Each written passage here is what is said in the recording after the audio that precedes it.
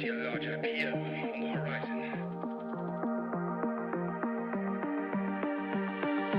You're surrounded by journalists. Hold your position.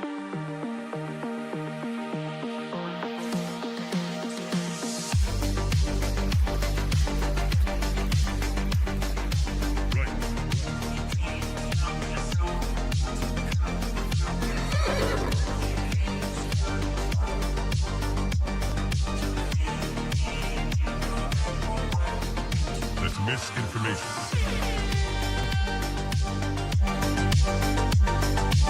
Marking clearing order inbound. That's just wrong. We are surrounded by journalists. Hold your position. Come, get up.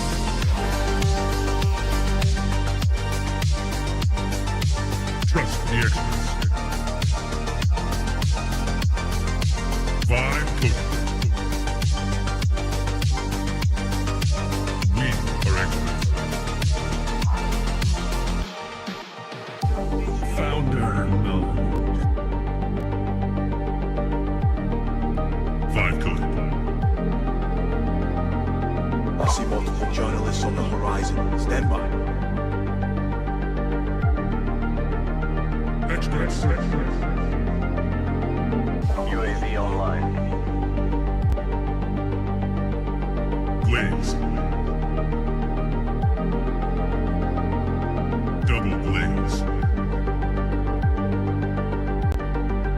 Triple glaze. Double kill. Vibe code.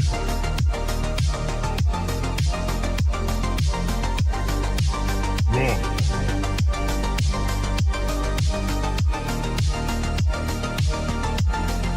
Pump is up.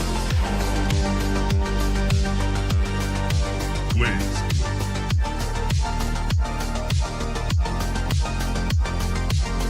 Team deathmatch.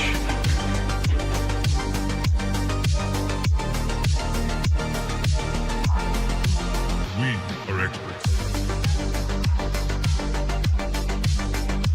Triple glaze. That's just wrong. Right.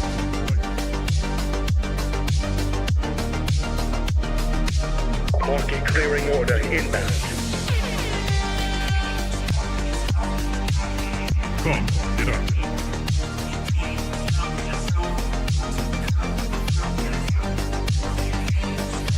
We are surrounded by journalists. Hold your position.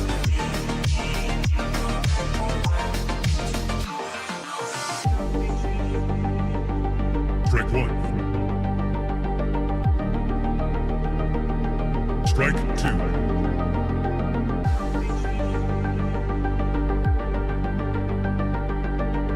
Activate Golden Retriever mode.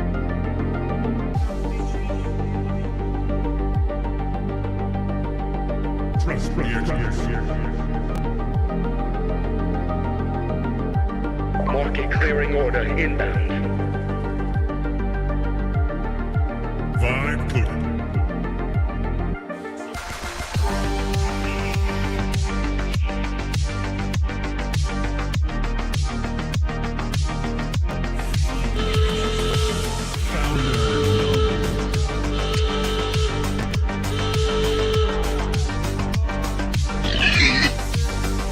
You're watching TBPN. Today is Wednesday, May 13th, 2026. We are live from the Temple of Technology, The fortress of finance. the capital of capital. Bunch of news going on today. Huge show. Max Levchin's coming on the show. Delian's coming in person from Varda.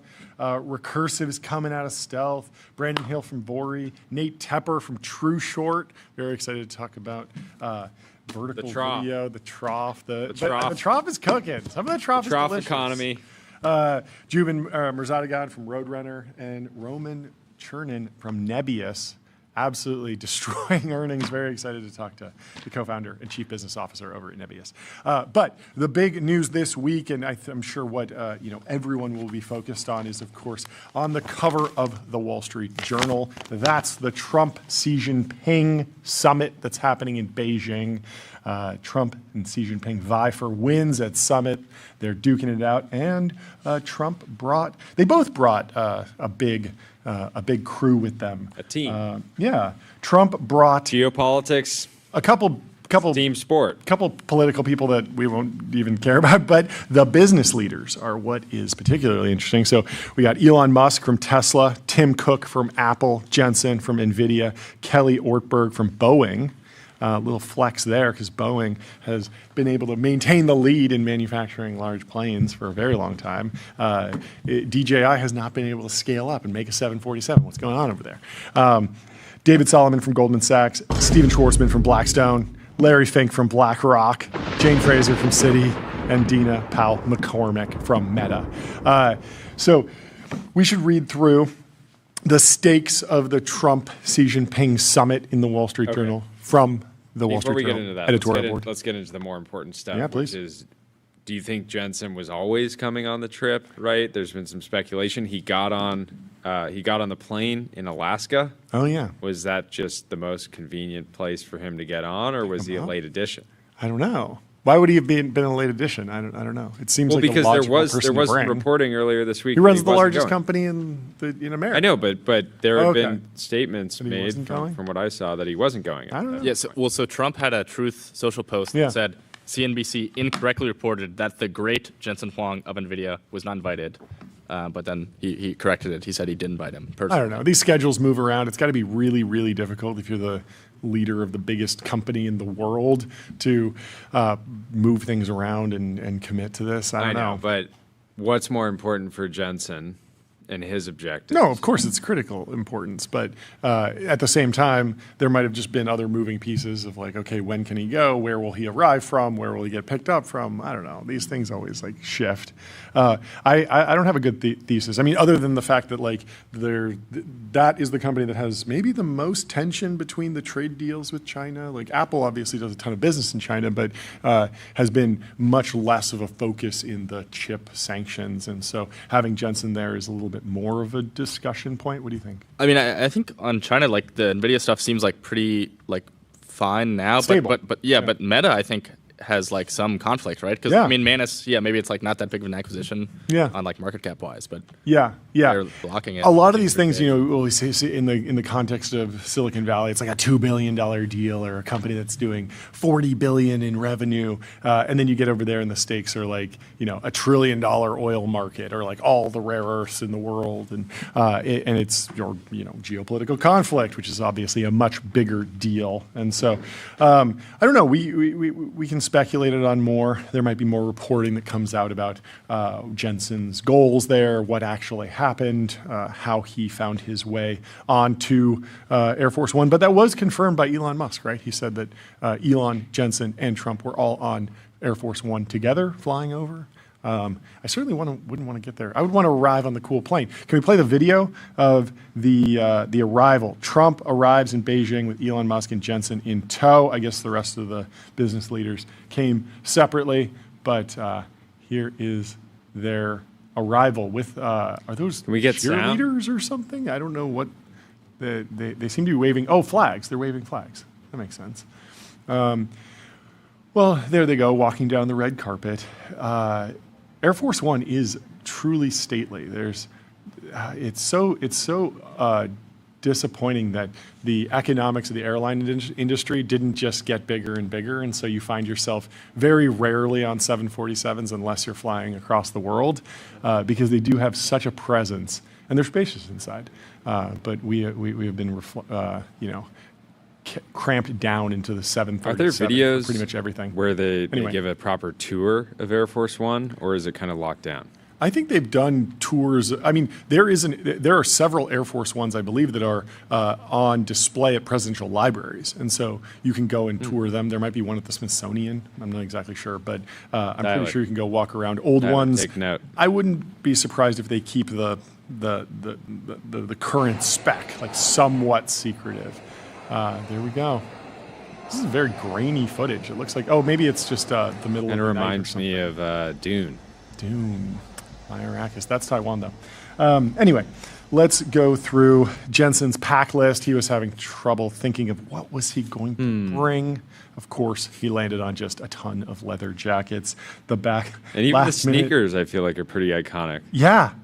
Like the uniform is really starting to compound, where it used to just be the jacket. Soon we will know the exact brand and specs of the pants as well as the shoes, and the whole Jensen uniform will be out in full force. Yeah, the clothing industry doesn't want you to know this, Yeah. but wearing just getting a few pieces of clothes that you like and then wearing them until they fall apart Yes. is incredibly underrated. Not saying So- that's what Jensen's doing, but it's pretty funny. I tend to wear almost the exact same thing Yep. every day. And so sometimes people on the team will come in and be like, oh, we're matching today. And like, every day you dress like this, you will match with me. Yeah, that's right. That's right. There's obviously a personal brand benefit to adopting a uniform. We've seen it with Jensen, Steve Jobs with the black turtleneck, Palmer Luckey with the Hawaiian shirt. Big news from Anduril today. New round series. Are they running out of letters? Series H? H. Series H. 51, 61 billion, something like that. Fantastic progress. But you adopt the uniform, you become more iconic, you become more recognizable outside of your face, and that builds your personal brand, your lore, and it helps you sort of differentiate and stand out, right? The flip side, the thing you got to watch out for is that if you are always dressed exactly the same and you never switch your wardrobe, clips of you saying something a decade ago can go viral. And if you're aging gracefully, it will look like you said them just yesterday.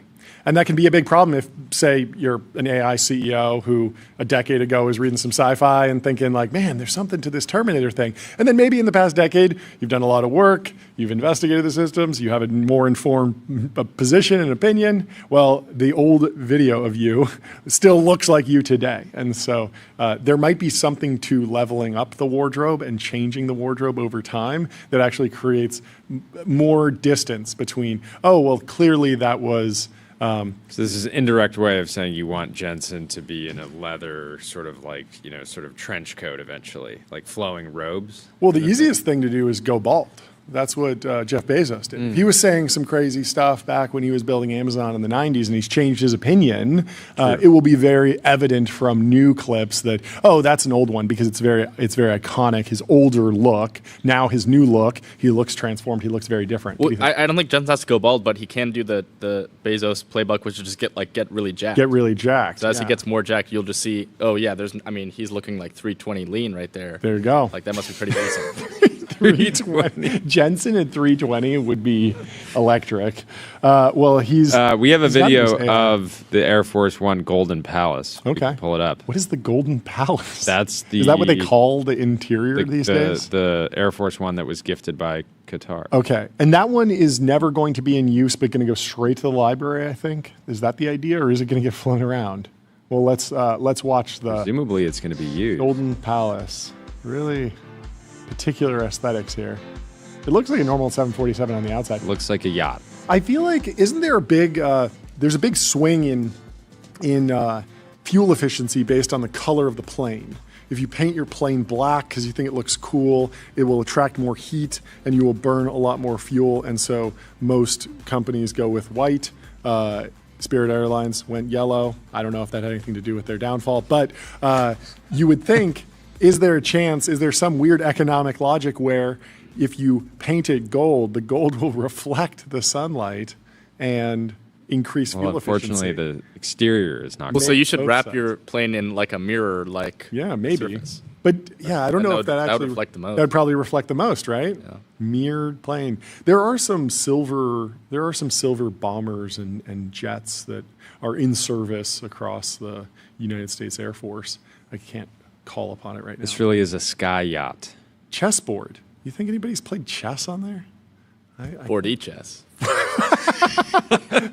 Yeah, the whole plane is actually used for 4D chess, John. 4D chess.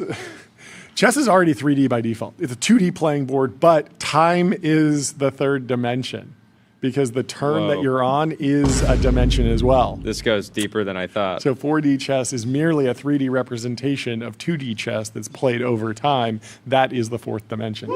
Anyway, AI Anyways. is being put to good use visualizing Xi Jinping, Donald Trump, Elon Musk, and Tim Cook having a beer and I guess a cigarette as well in China somewhere. And then look who pulled up. If you scroll down, Jensen coming in from the back, looking pretty good. Looking pretty good. Maybe not 320 lean, but he's certainly up there. He's scrolling up. And people are really having fun with this. It turned into a little chain letter. Anyway, let's go through the Wall Street Journal's report and what the editorial board had to say about the stakes of this summit. What's actually at stake? So the United States wants stability, but Chinese communist leader has larger ambitions, says the Wall Street Journal's editorial board. President Trump visits Chinese President Xi Jinping in Beijing on Thursday, and the pre-meeting U.S. spin is a search for stability, in quotes. It's a nice idea, as long as Mr. Trump doesn't think personal rapport can overcome Mr. Xi Jinping's anti-American purposes, says the Wall Street Journal. The agenda ranges from trade to technology to Iran. On trade, the best outcome may be ratifying the status quo, a truce on tariffs with a promise from Beijing not to hold the world's rare earth supply hostage again. The markets, business leaders, no one wants chaos. Everyone can sort of work around a tariff plan if it's going to stay in place funny for a long time. for Trump to be coming in being like, look, guys, all I'm asking for is a little stability here. Yes. I just want stability. Yeah. I want calmness. Yes. I don't want any conflict. Yes. Didn't he famously call himself a stable genius? That stability has been part of his brand for a long time, at least the one that he projects. Mr. Xi Jinping, on the other hand, China's weak economy is an incentive for him to cooperate, and he'll hope to placate Mr. Trump with promises of buying more farm goods. We talked about this previously, more aircraft and other things. So that's maybe why Boeing is there. Although there is not, it doesn't look like there's representation from an agricultural leader. Although I can't name one off the top of my head, but maybe they should be maybe they should be represented. But Mr. Xi Jinping has made that promise before, and U.S. farmers have never regained their lost market share in China. The rare earths ransom offer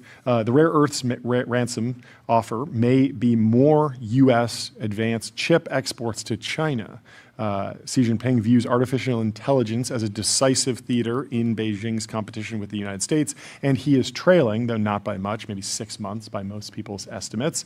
The administration wants to talk with Beijing about AI guardrails and by all means keep the phone lines open. But don't expect much from AI arms control. And the best deterrent is U.S. dominance on models and computing power. Beijing will be happy to make pronouncements about responsible stewardship and then pursue its own interests with little regard for norms or laws. Beijing is engaging in, quote, industrial scale theft of American AI models. The Trump administration warned this year, and don't forget the Justice Department's indictment this year of a technology executive and associates allegedly running a sophisticated operation to divert high-end chips to China. That was Super micro. Super micro. Yeah, they were doing the heater. What was it? The hair dryer. Yeah, they were putting the fake sticker shipping labels fake, on there. Fake shipping labels. Yeah. Noticeably absent from this trip are the key leaders of the top AI labs. I mean, Elon Musk is there, yes, and Jensen is there, obviously deeply involved in AI, as are many of the other folks, Dina Powell-McCormick at Meta, but you don't have Demis from Google, you don't have Sundar from Google, DeepMind, you don't have Dario from Anthropic or Sam Altman from OpenAI. And each one of those leaders has their own complicated relationships with the federal government and the Trump administration. So it's not shocking that they aren't there, but it does feel like there's a little bit of a disconnect between the conversation that's happening in Silicon Valley and the conversation that's happening on the global geopolitical stage at the highest levels. And so if you were looking for answers to some of the biggest questions posed about how superintelligence will play out in the global stage, the AI 2027 scenario, the China wakes up scenario.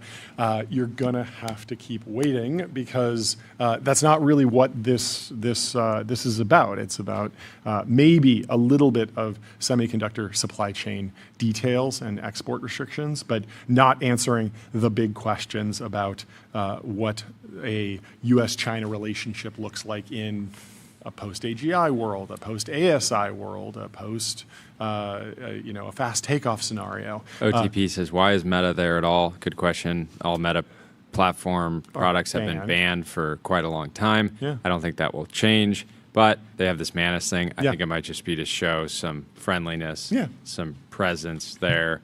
I'd be shocked if there's any time between Xi and Trump that gets dedicated to Manus, because like $2 billion is really a it feels rounding error small. when you look at all of these other issues. But it is a big question for both economies. Not only can American companies acquire Chinese companies that have relocated to Singapore and have sort of moved out, like how strict will China be around maintaining talent and restricting exports of whole companies and technologies? There, even like a single sentence on it from this talk will clearly resound throughout the industry. And so the Venus flytrap that Xi Jinping is setting for Mr. Trump is on Taiwan. Xi Jinping wants veto power over arms sales from the United States to Taiwan, and he is pressing for the United States to formally oppose Taiwanese independence as opposed to the current posture of not supporting it. Xi Jinping will argue the tweak is of no great consequence to Americans and stroke Mr. Trump's ego that he can bring peace to one more troubled region. Yet that change would disrupt decades of U.S. policy that, for all its delicate diplomatic wording, has held the peace. Taiwan is not the aggressor in the Taiwan Strait, a Xi Jinping fiction that opposing independence would indulge. Mr. Trump may not care about Taiwan's freedom or its example that a prosperous Chinese democracy is possible, but the president doesn't want a crisis on his watch, which would be an economic and geopolitical catastrophe. That's 100% accurate. You would never want an economic and geopolitical catastrophe No. on his watch. Xi Jinping will be looking to see if Mr. Trump suggests he won't defend Taiwan in the clutch. Trump's diplomacy is above all personal, and no one can predict what he'll do in the room. Japan and others in the region are watching with anxiety, a reminder that U.S. support for Taipei is an interest that informs America's alliances around the world. One mistake would be not stopping in Tokyo to advance Beijing, in advance of Beijing, as a signal of solidarity with Japan. Trump has said he'll bring up the case of political prisoner Jimmy Lai, but Xi Jinping won't move to release the 78-year-old publisher who was convicted of bogus charges in Hong Kong unless he believes Trump's request is more than a token gesture. The U.S. wants China's help on Iran, and it would be an improvement if China at least stopped actively helping the enemy. Retired Navy Rear Admiral Mark Montgomery suggested last week that Mr. Trump should ask Xi Jinping directly if he's helping Iran with intelligence. And the Wall Street Journal goes on to say, the larger context for this summit is that the CCP continues to be the main financier and industrial base for the world's bad actors, from Russia to Iran and North Korea. The first Trump administration understood China as a strategic adversary, military, economic, and ideological. The second Trump admin is searching for detent. And Mr. Trump is the chief dove. This has some merit if America spends the interlude diversifying its rare earth supply chain and passing a $1.5 trillion defense budget to rearm, says the Wall Street Journal editorial board. Anyway. Yeah, and a lot of people are speculating that there's already been significant deals that have been made, and that this whole thing is ceremonial. Because if you make this huge trip and you bring all these leaders of industry, and then you don't come away with some significant progress, like it just feels like a even bigger L. So I'm expecting some real progress out of this. Yeah. And it's good to see. I every time we talk to an expert on China, like Bill or Jordan Schneider, it's always shocking like how little like direct comms there actually is between these groups. Like, and so the more the better. Well, in somewhat related news, Anthropic has granted Mythos access to 3 major Japanese banks. Japan's 3 mega banks are set to gain access to Claude Mythos, the powerful artificial intelligence model developed by U.S. startup Anthropic, as soon as the end of May. The banks, MUFG Bank, Sumitomo, Mitsui Banking Corp., and Mizuho Bank were likely informed of the move by the U.S. Treasury Secretary Scott Bessent in a meeting in Japan on Tuesday. This will mark the first time that a company from the East Asian nation has been granted access to Mythos, the AI model which can discover and exploit software security flaws far faster than earlier tech, had been restricted to just 50 or so corporates and organizations worldwide, including U.S. firms, U.S. banks, and U.K. government organizations. So this isn't the first international expansion, since the U.K. did have access, but now Japan does. Japanese Prime Minister Sanae Takaichi had instructed cabinet members to ramp up efforts to find cybersecurity weaknesses in Japan's infrastructure and minimize risks posed by cutting-edge AI models like Mythos. Access to Mythos was likely mentioned in her meeting with Bessent on Tuesday. And so Chris McGuire says tonight the Secretary of the Treasury is personally vetting and approving each company that gets access to the most advanced U.S. AI model, because the risks of the model being misused to hurt U.S. national security are so high. Also tonight, Jensen Huang is flying on Air Force One with President Trump to Beijing to sell China the AI chips it will use to develop its own Mythos-level AI model as soon as possible. The administration's AI policy remains inconsistent and incoherent. It is impossible to justify these two approaches simultaneously. And I'm still sympathetic to the export control take. At the same time, I feel like there's a larger negotiation that's going on, so I can sort of see both sides. But the interesting question that I've been noodling on, that I haven't fully gotten to the bottom of, is Dario has said that the open source community, China, is maybe 6 months behind Mythos, and that seems to fall in line with the progress that we're seeing from all the American labs. And so the interesting question is, what would the Mythos moment look like in China? Because in America, there was a showdown with the Department of War and Dario going back and forth, and Emil Michael, and there was threat of a supply chain designation, which it doesn't feel like ever really went anywhere because the business is still cooking and it's available on all the hyperscaler clouds, and the model's being granted to Japan, and so it feels like the administration has backed off of that. But it was a really tense moment, and it did call into question all these debates around what rules and what authority should rest with the private sector versus the government. And America handled it in sort of a democratic way, loosely, sort of evaluating the technology, having the option to sort of nationalize, and there's this bigger discussion around that. But in China, we've seen many times where tech companies have gotten really big, and it feels like the CCP is applying pressure to the CEOs, and High Flyer is the company behind DeepSeek, is in a very unique position where the founder has an immense amount of control, and no matter what you think of the $2 billion of his own money into a really low dilution round. Yeah, and I'm pretty sure he's a solo founder who owns probably majority control, at least majority voting control, if not majority economic control, and that's wildly different than Anthropic, where Dario had 15 co-founders, tons of dilution from different funding rounds, and we had talked about the SPV thing yesterday. There are lots of people on the cap table.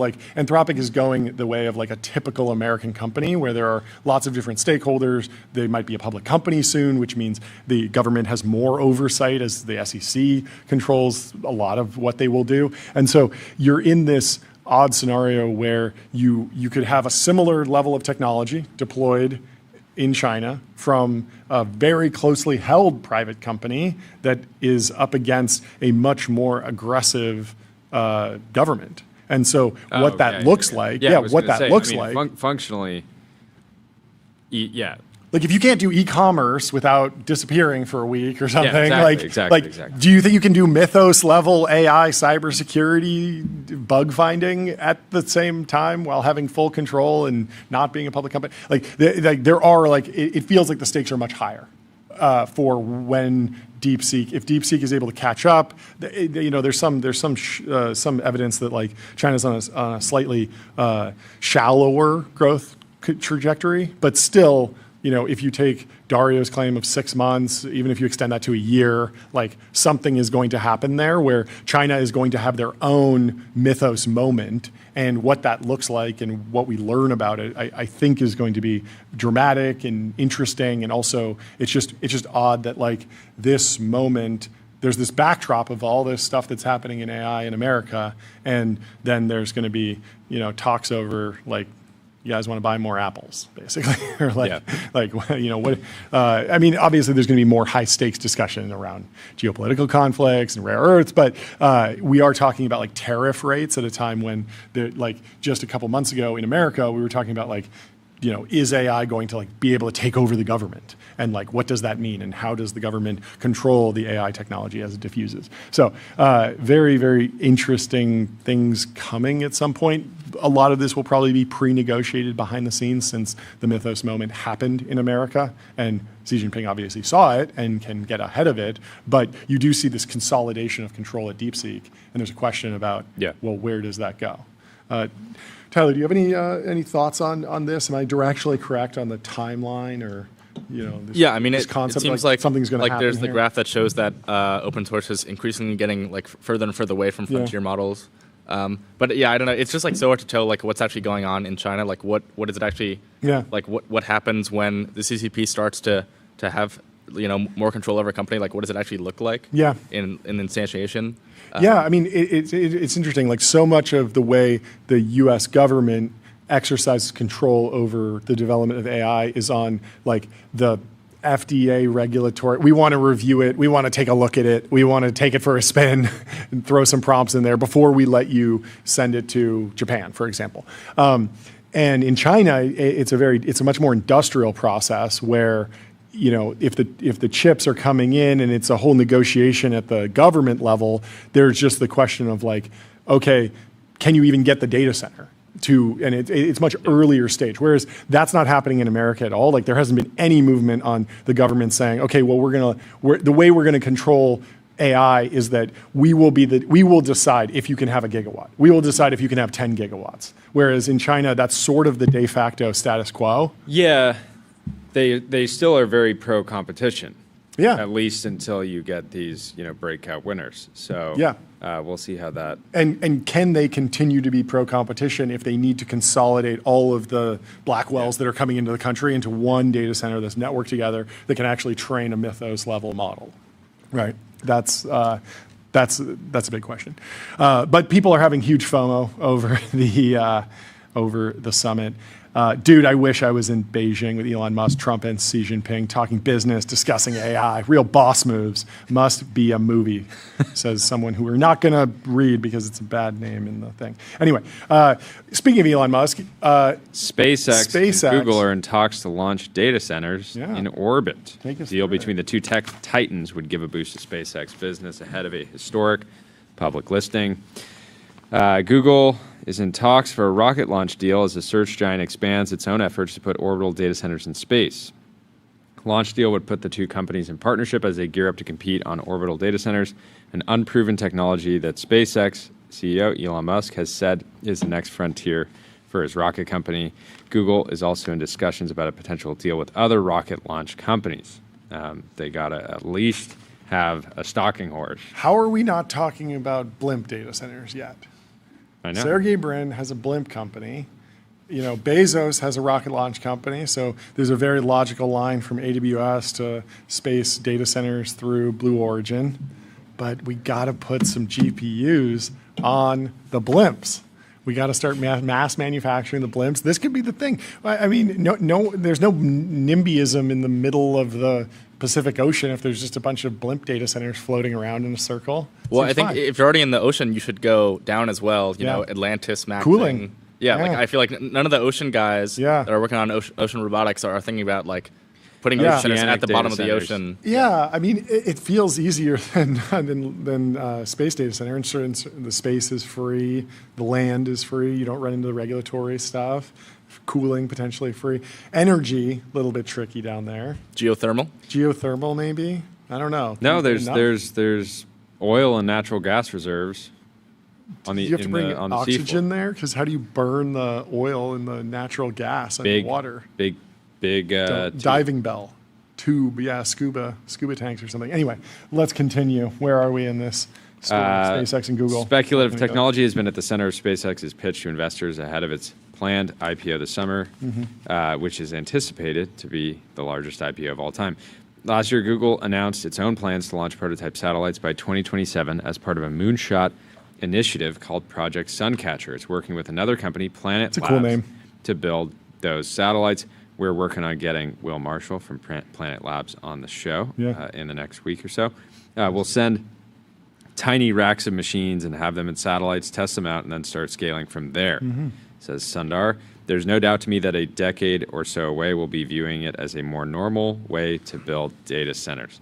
A little bit of an interesting timeline there. Elon's like, there's no doubt to me 10 that a days, decade 10 or years. so away, we'll be viewing it as a more normal way.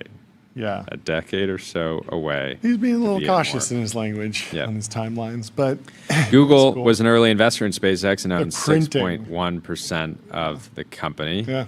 Not bad.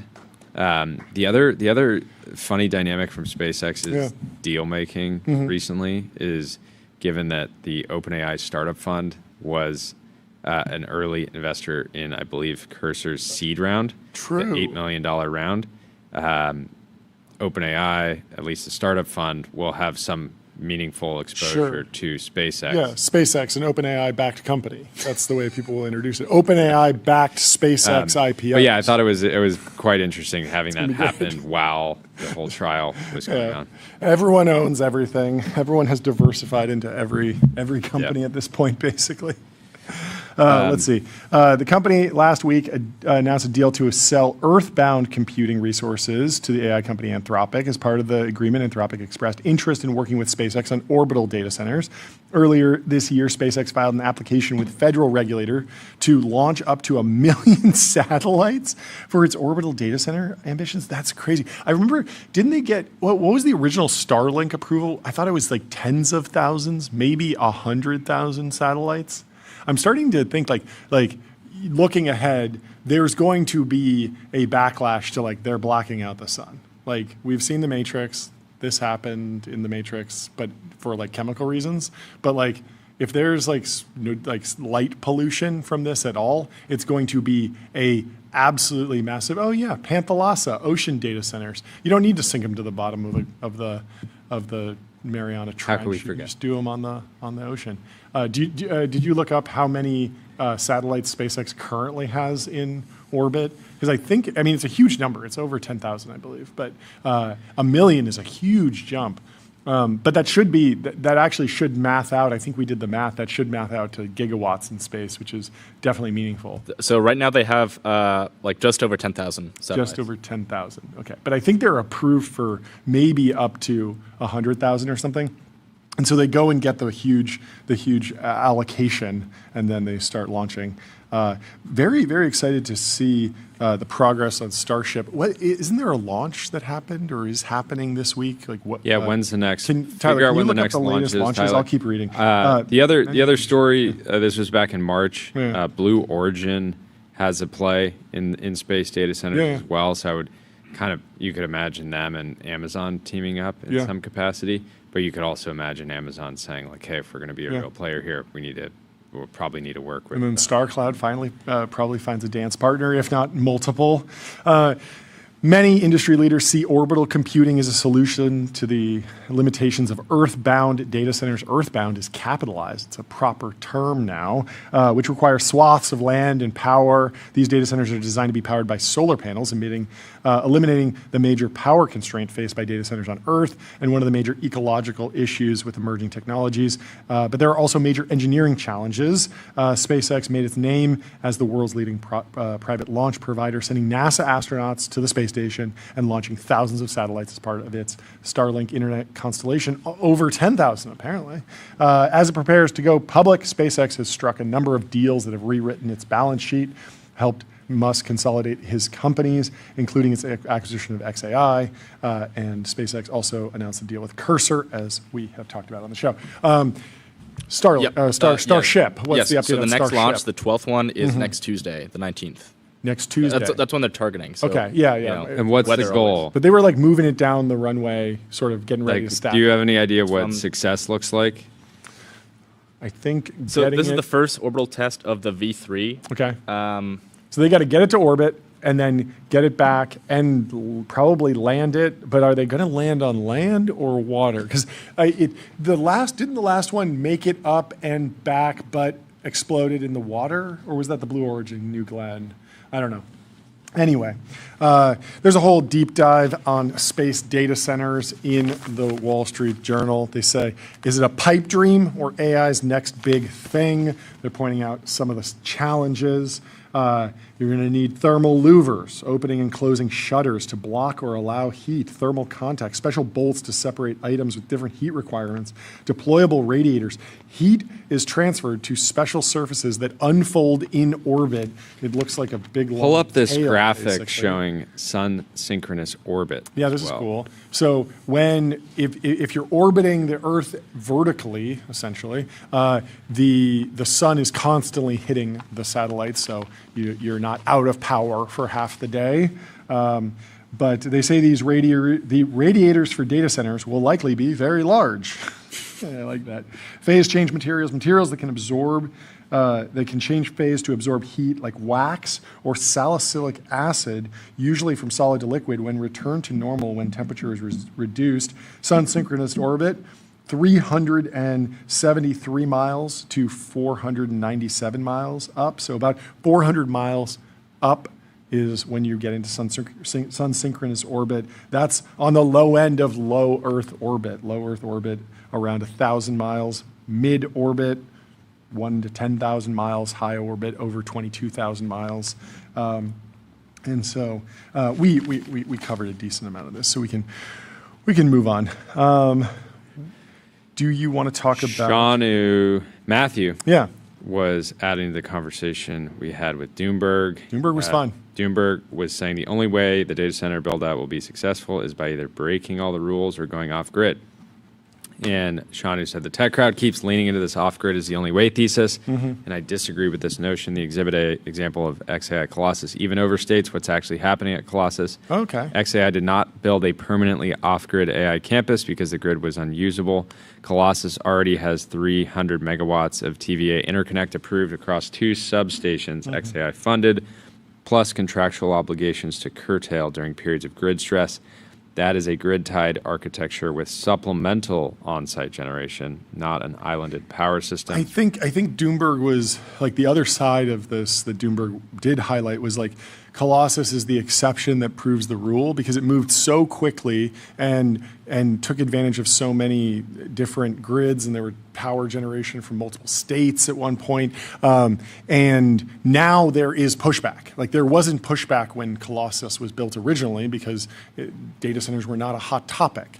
And it's the same thing with launching rockets. Like we were talking to someone who lives up in Santa Barbara. They're launching a lot of rockets from Vandenberg. It's getting to be a lot of traffic. It hasn't risen to the level of protest, but you can imagine that building 10 more Vandenbergs would be difficult because you go to the local community and you say, hey, we're going to build a space launch station, a spaceport. And they say, oh, that sounds good. Like, you mean because we're going to go to the moon once a decade? And you're like, no, we're going to launch rockets 10 times a day or 100 times a day. And people, if they have an example that they can draw from, and say, oh, well, like that community doesn't like it, so I shouldn't like it. That's some of the pushback. But anyway, we can keep reading Shanu Matthews' post. Yeah, let's see. Turbines solved a time to power problem, so it accelerated the deployment while substations and transmission infrastructure were being built. That's very different from do all of this off grid. And economically, most large scale AI load will still want to be grid tied long term. Interesting. I have made this point several times, but running your own generation fleet at hyperscale is expensive and operationally complex. Fuel logistics, maintenance, N+1 redundancy, permitting, emissions compliance, balancing load and supply continuously, multi-year equipment lead times. You don't just figure that out or want to do that overnight. Amin, the chief technology officer the chief technologist at Google AI, does that mean DeepMind? Or straight up confirmed this on a podcast, and they literally bought a hybrid island power developer. BTM generation absolutely matters. It's becoming a critical bridge solution during a period where utility interconnect timelines are badly lagging demand growth. But I'd strongly push back on the idea that the steady state future is fully off-grid hyperscale campuses. The industry is converging towards hybrid architectures, grid interconnect, plus captive generation, plus storage, plus demand response. They're throwing the whole kitchen sink at it. Anyway. Related. Yes. More Perfect Union had a post earlier, and they're turning off. Reddit. They're turning off. Nearly Mark Zuckerberg's 50,000 people in the Lake Tahoe area have been told their utility will stop providing power to them because it's redirecting that power to data centers. NV Energy, the Nevada utility that supplied most of Lake Tahoe's electricity for decades, says that next year will stop servicing homes in the area and instead direct that electricity to the growing demand from Nevada data centers. Northern Nevada is one of the fastest growing data center corridors in the country. I read this. I was like, this is completely insane. It's so stupid. Like you read it and you're like, this is such an L in the making for the everyone. Data center industry. What were they thinking? And then it's immediately getting community noted. Okay. And a quote from the president of Liberty Utilities in Lake Tahoe says, "This does not mean the power is shutting off. Yeah. Energy companies, utilities, and large customers change energy supply frequently." So there's a supplier of energy that is saying like, hey, we're not going to renew our contract. We're going to divert the energy elsewhere. But there's a bunch of suppliers of energy. Sure. And so Andy Masley says, everything MPU posts about data centers is complete garbage. They have zero respect for their audience. Literally no one here is losing power. This tweet is a complete lie. What's actually happening is that a supply contract between two utilities is ending, and the small one is just buying power from elsewhere, and this was all expected to happen since 2009. No way! Wow. The company that serves I thought you were going to homes, say like 2 years ago. the company that serves homes on the California side of Lake Tahoe is a small utility called Liberty. Liberty buys about 75% of its electricity from a much larger utility, NV Energy in Nevada, and generates the other 25% itself from solar farms it owns. Liberty then sells that 49,000 to 49,000 customers. NV Energy has told Liberty it will stop selling them wholesale power after May 2027. It's kind of like Liberty's a coffee shop that buys beans and sells coffee to customers. The customers are the homes, and the beans are the electricity it buys from NV Storage or makes itself.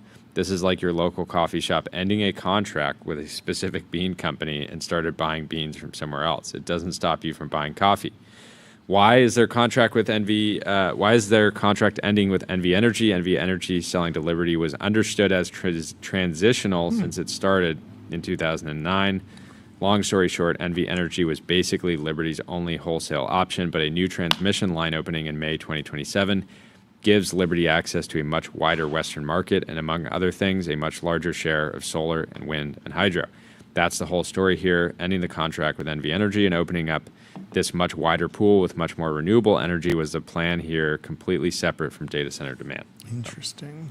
Well, anyways, it would be remarkable if all of Tahoe lost energy and Mark Zuckerberg couldn't charge his electric wakeboard, because I somehow feel he would hit the streets. He'd be protesting. I think he'd be protesting. I think he would get something done if power was lost to Tahoe. I mean, a lot of influential people are out there. So anyway, all right, we got to talk set the about. record straight on that. We got to talk about Unitree GDO1. They build a new robot, and you're going to love it. It's not scary at all, and it looks very fun and safe. This is from Avatar. They just built the mech from Avatar. This has been pictured many times in science fiction and will strike fear into many people. Coincidence they use a they're racing bucket seat. It is cool. It does feel very hacker culture. Like it feels like this was like a crack team, a little Skunk Works project. It doesn't look like as polished or ready for sale, but remarkable results. They're like, you got to put this out so that the Americans cancel all of their technology ambitions and just go back to the dark ages. It is intimidating. Is it a coincidence that it was launched the same day that or the same week that the summit is happening in China? I don't know. It is amazing that it turns into a horse of some sort, a four-legged creature. Although, how do you drive it at that point if you're laying backwards? It needs some sort of gyroscopic seat. That one hasn't really been considered, because if you're laying back while you're driving it in horse mode, you're going to be maybe you'll just nap. Maybe you're like, oh, I want to commute. Henry Ford said if I asked people what they wanted, they would ask for a better horse. This looks like a better horse to me. You get to work, you pop up into vertical mode. I'm fascinated by how they're controlling it. Is it just like a video game controller? Because some of this seems like it would require you to telegraph, like in the Avatar films, like the operator of the mech has full, the input is the actual arms. So if they want to swing a sword, they swing the sword or they swing the machete physically with their arm, and then the robot does the bigger version of that. Timeline until these mechas replace horses for police use cases. Ooh, I don't know. There's going to be pretty crazy pushback if that's rolling around during a riot. I know, but the benefit here is that I don't think the mecha will go to the bathroom on the ground. Obviously, this is going to happen at some point. A lot of these developments are very early. I bet you if you give that thing a strong kick, it falls over and sort of gets stuck at this point. Sayla over on X Yeah. had pulled out the funniest part, Yep. which is that Unitree unveils the world's first mecha, show it breaking down a brick wall, and then in the launch announcement, they say, please, everyone, be sure to use the robot in a friendly and safe manner. Yeah, wild. Egocentric data collector versus the mecha-mounted teleop Chad. Absolutely wild. Is there another video of this? Oh, yes. This is an AI video, but we have to play the version of this getting hot dropped into what you could imagine as the battlefield with 4 FC-200 4-drone formation, max payload of 600 kilograms, Unitree's new Transformer mecha, 500 kilograms of weight. That's probably without a human inside, so you might need 6 drones, but this is something that feels not that far away. Not that far away, although you drop that thing in the ocean, I feel like there are so many steps on the humanoid robot path where the deployment in a flat surface in a warehouse makes so much more sense than like standing on a ladder, straddling a chimney in the rain, and there's a little bit of mud, and you use a power tool, and dust kicks up. Like, actually ruggedizing all of this is probably a whole second step in this process where you're adding more weight. That means more battery. You need better battery technology. I don't think you'll be dropping this into the Taiwan Strait anytime soon, but it certainly strikes fear into the hearts of many. There's more humanoid news. Yes. Brett Adcock has a live stream going. That's right. Of their robots. Yeah. I do wonder how again, I'm sure the comments are all, how do we know this is actually live, right? Like, how do we know? So is this the actual live stream right now? It's continuing going? Because I pulled this up an hour ago, and it looked, I guess exactly the same, because it's the robot, and they've been sorting for an hour. Battery pack or plugged into the wall? What do we think? What's the battery life? He says, watch a team of humanoid robots running a full 8-hour shift. Okay. Oh, okay. So they might have swapped it out at some point for a different one? Yeah, they could just trade. Interesting. It looks like a lot of progress. It's extremely fast. It is fast. Like, the movement's very natural. I wonder what is the goal here exactly? Because is the robot sorting these? What does it do with the blue one? I think it's putting it so the shipping label is visible. Or the shipping label's down. Oh, okay. Yeah, that makes sense.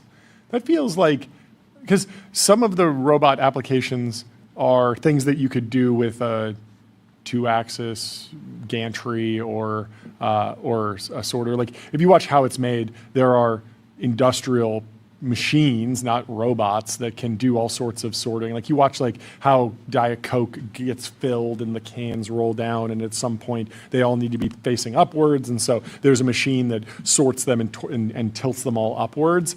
Obviously, the humanoid use case is much more unstructured, and that is beneficial for so many things. I don't know if this is apparently your job, they're just going to have the know. robot go until it taps out. Ooh, okay, I like which that. Is cool. That's great. Very cool. Well, in other video news that we need to play, General Catalyst launched an ad on X that might be making it into TV ads or display GCat? ads at some point. What? GCat? GCat? What's GCat? Oh, That's what General all the- Catalyst. Oh my God. Maybe that's the new ad campaign. But the campaign is called Meet GC, and it's a clear Hi, reference. I'm GC. And I'm VC. Who's your friend here, VC? This is Wolf AI, an AI native companion platform that combines robotics and machine learning. You'll never want a real dog after this. Well, I think people like dogs as they already are, though, VC. You don't need to walk it. You never need to tell the kids you sent Milo to the farm. We're leading the seed and could probably make room for you. Well, I'd love to hear more, but we actually have a really high bar around responsibility for these things. Is Wolf AI okay? Of course he's fine. Oh, sorry, buddy. Doesn't It's look happy. easy, easy. Stay. Stay. No. No. Stop. Stop. Stop. Stop. I'm sure it'll be fine.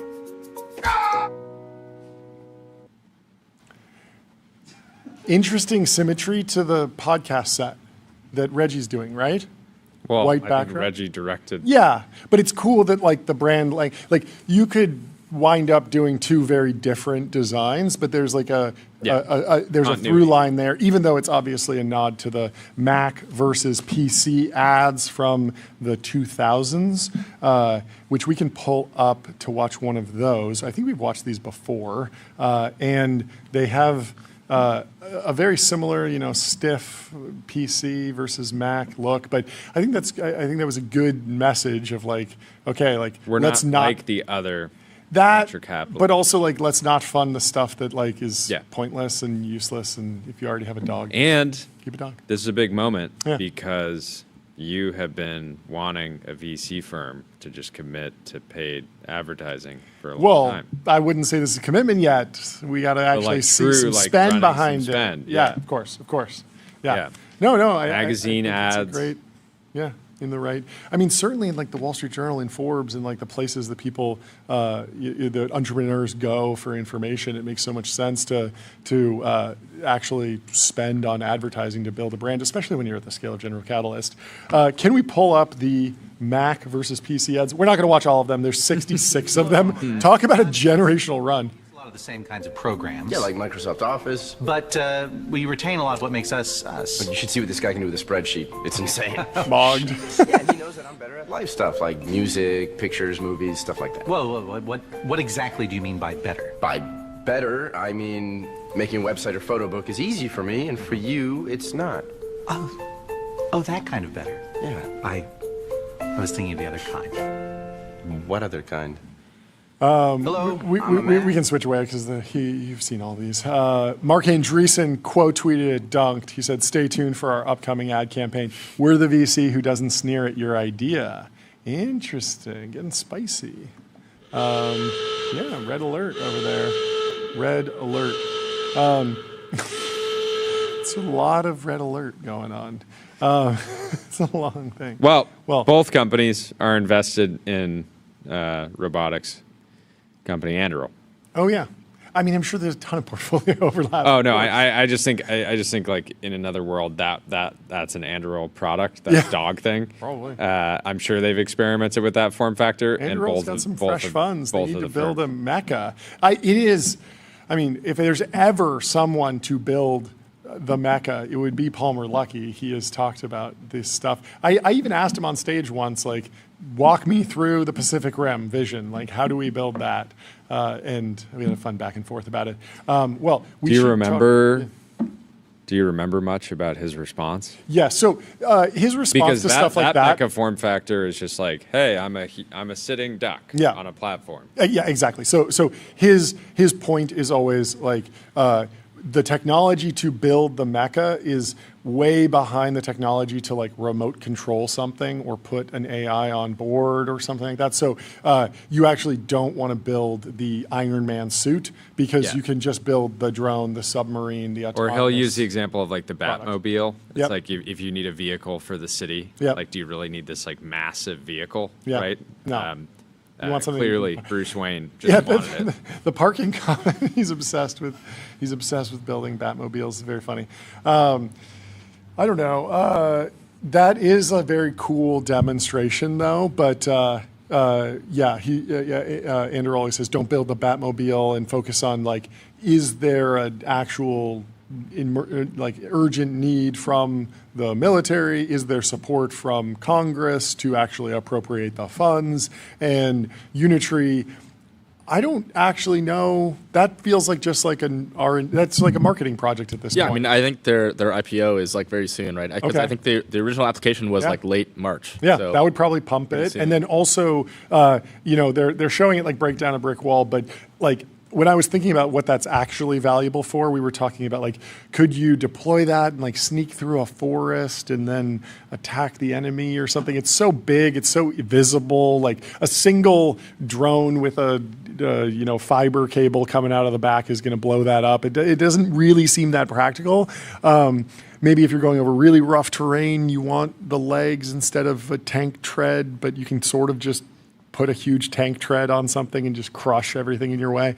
But if you're building and you need to get a bunch of 2x4s onto the roof, like there's a theory that might be a little bit better. You were saying you're forklift maxing and you think the forklift will always defeat that, but there's got to be certain areas where you can't necessarily bring a forklift because there's it's an uneven ground, a narrow entryway into the back of a house. You have all the 2x4s. You need to get them on the roof. You would otherwise be going up and down a ladder.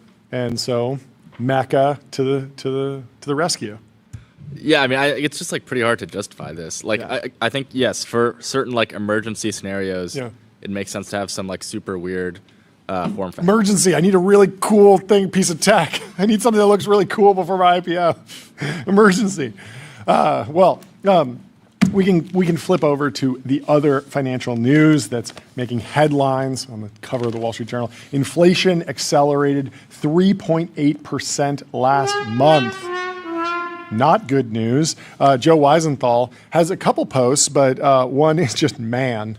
And he says, the headline, U.S. April producer prices rose 6% year over year. The estimate was 4.8%. So obviously the closure of the Strait of Hormuz is having an effect. We were talking about Diet Cokes.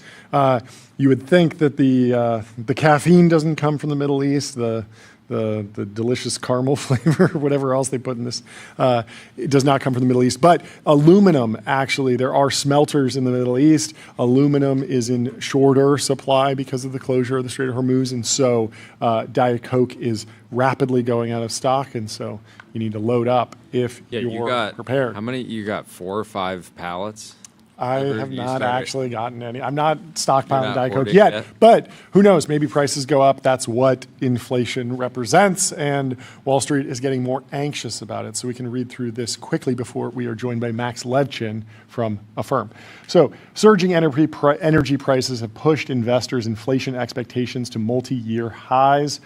Tuesday's hot readout on consumer prices is intensifying Wall Street's anxiety about inflation. Even before the latest release of the Consumer Price Index, inflation expectations had been climbing, a potential trouble spot in the market where stocks have largely shrugged off the U.S.-Iran conflict and the resulting energy shock.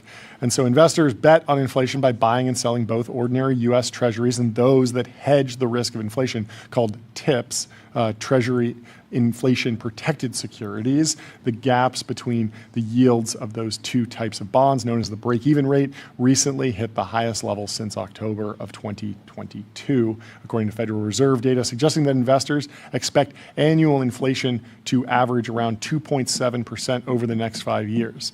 Now, that's not entirely doom and gloom, but the risk here is that the AI boom, the GDP numbers are sort of concentrated in AI, CapEx, and data centers. It's not evenly distributed. The real economy is only growing at 0.1%, while the real economy is suffering from 2.7% inflation over the next 5 years. That's a recipe for stagflation, stagnation plus inflation, a very rough thing for any economy to go through, and something that the market and the economy and the politicians should be focused on. So the 10-year break-even rate has also climbed, hitting 2.5% this month, its highest level since 2023, driven largely by the war-fueled surge in oil prices. The rise in inflation expectation worries investors because of the challenges it poses for the Fed interest rates policy and major indexes' latest run to records. And so for a while, everyone was thinking about maybe interest rates will come down, maybe mortgages will become more affordable, but there was even the whole debate or the fight with Powell and lawsuits, which were eventually dropped. But Powell and Trump were at each other's necks and issuing statements about their vision for the future of the American economy. And on the flip side, you have Kevin Warsh coming in, maybe more friendly, maybe more receptive to a rate cut, but the data makes that very, very hard to justify. And so we are in in some ways, you know, who knows how history will view Powell, but like he landed the plane. He did. And then, you know, we get war in the Middle East, and now Kevin Warsh in some ways looks like he'll have just as tough of a job. Potentially. So. Well, our next guest, Max Levchin, from Affirm, he's the co-founder and CEO. He's returning to the show. We've been keeping him waiting far too long. Max, how are you doing? I'm great. Thanks for having me again. Third time's a charm. Third time? What have you learned about... Third time can't be the charm. I want 25th time to be the charm. What have you learned? Let's keep it going. I love these. I enjoy this turn. What have you learned about making coffee since the last time yes, the important update first. Because I'm assuming you're never like, oh, I'm pretty good at this. Or are you resting on your laurels? Are you the final boss? I'm absolutely not. Okay. I took apart E61 Group, which is the classic 1961 sort of that's the granddaddy of all the espresso group heads, and I wanted to learn how the mushroom valve works because I thought mine was clogged. And it turned out not to be clogged, but I went down an extremely deep rabbit hole of taking apart an E61, which I've actually never done before. So I'm now really boned up on how espresso machines worked in 1961 and since. But yeah. People always talk about like when you get into coffee, you effectively vertically integrate or go deeper in the supply chain. You start roasting the own beans. You got to grow your own coffee. At a certain point, you have to be smelting the metals that go into the machines, understanding the alloys, coming up with new chemical processes. You have to set up your own mind. You're putting all kinds of wrong ideas into my mind. Check. Ooh, not yet. Ooh. Yeah. Did you smelt the metal that went into the espresso machine? I've not smelt anything lately. I'm a novice, a real novice. Anyway, we're not here. Next time I'll tell you about my smelting experiences. Fantastic. I imagine that the smelting process is as intricate and as rewarding as the coffee making process in some ways. I expect you to be able to try a coffee and understand the alloy of the alloy. machine. Yes. Possibly. But I'm very, very long depth. Anything that you can go very deep into, like this is the time in general, but like depth as a competitive advantage is like a profound strength. So the reason I'm so into whatever things I'm into is I found over the years that if you out depth your competitors, that they just can't. beat you. So I'm very pro smelting. I'm very pro going ultra deep. Yeah, that's interesting. Is there a translation or if you transpose that to sort of like advice for young people who might have anxiety about traditional career paths? I was sort of, we look at like job numbers all the time and layoffs, and at the same time, I think about when I was a kid, if I said, when you grow up, you will be a live streamer who at an AI lab. It's like none of those words existed back in the 90s, and here I am. Yeah, also a lot of there's so much advice out there. It's like, you want to be a generalist. This is the age of being, a strong, Maybe it's the opposite. And when I look at people that are maybe sort of midway through their career, the highest earning, the most respected are almost always the ones with extreme depth, where they can simply outcompete anyone else in that role because they know more about it. They've put in more hours. But what are you thinking for young people? I'm definitely big on depth. I think I'll be. These are like entirely non-contrarian opinions, but maybe they're contrarian right now. But I think it's a great time to get a computer science degree. I think if you're like ultra deep into really understanding how software is made, you are like everyone's gonna be a 10x engineer. If you're 1x engineer yesterday, you better be a 10x engineer tomorrow. That's the new baseline. But if you really, really get it, if you're smelting your own code, I'm just gonna go with the smelting analogy forever. But if you're that good, you're gonna be 10,000x engineer, and like you will be worth your weight in smelted gold. Who knows? But it's very, very powerful to be a deep expert. Like you are the one AI's one to learn from. And like that is the unattainable Mount Olympus of value. And so I would strongly suggest that being deep is great. Majoring in computer science is great. If you love computer science, like this is the time to major in whatever it is you see yourself being as deep as possible, because then you will become absolutely invaluable in the world. What about industry specific depth? Like if a founder comes to you and they're like, I've been building an e-commerce, but really, and I've done quite well, but really I'm interested in space. I want to work on that. You're interested in space and you're not working on it. Like, what are you doing? This is the very best time in history to do that. Yeah.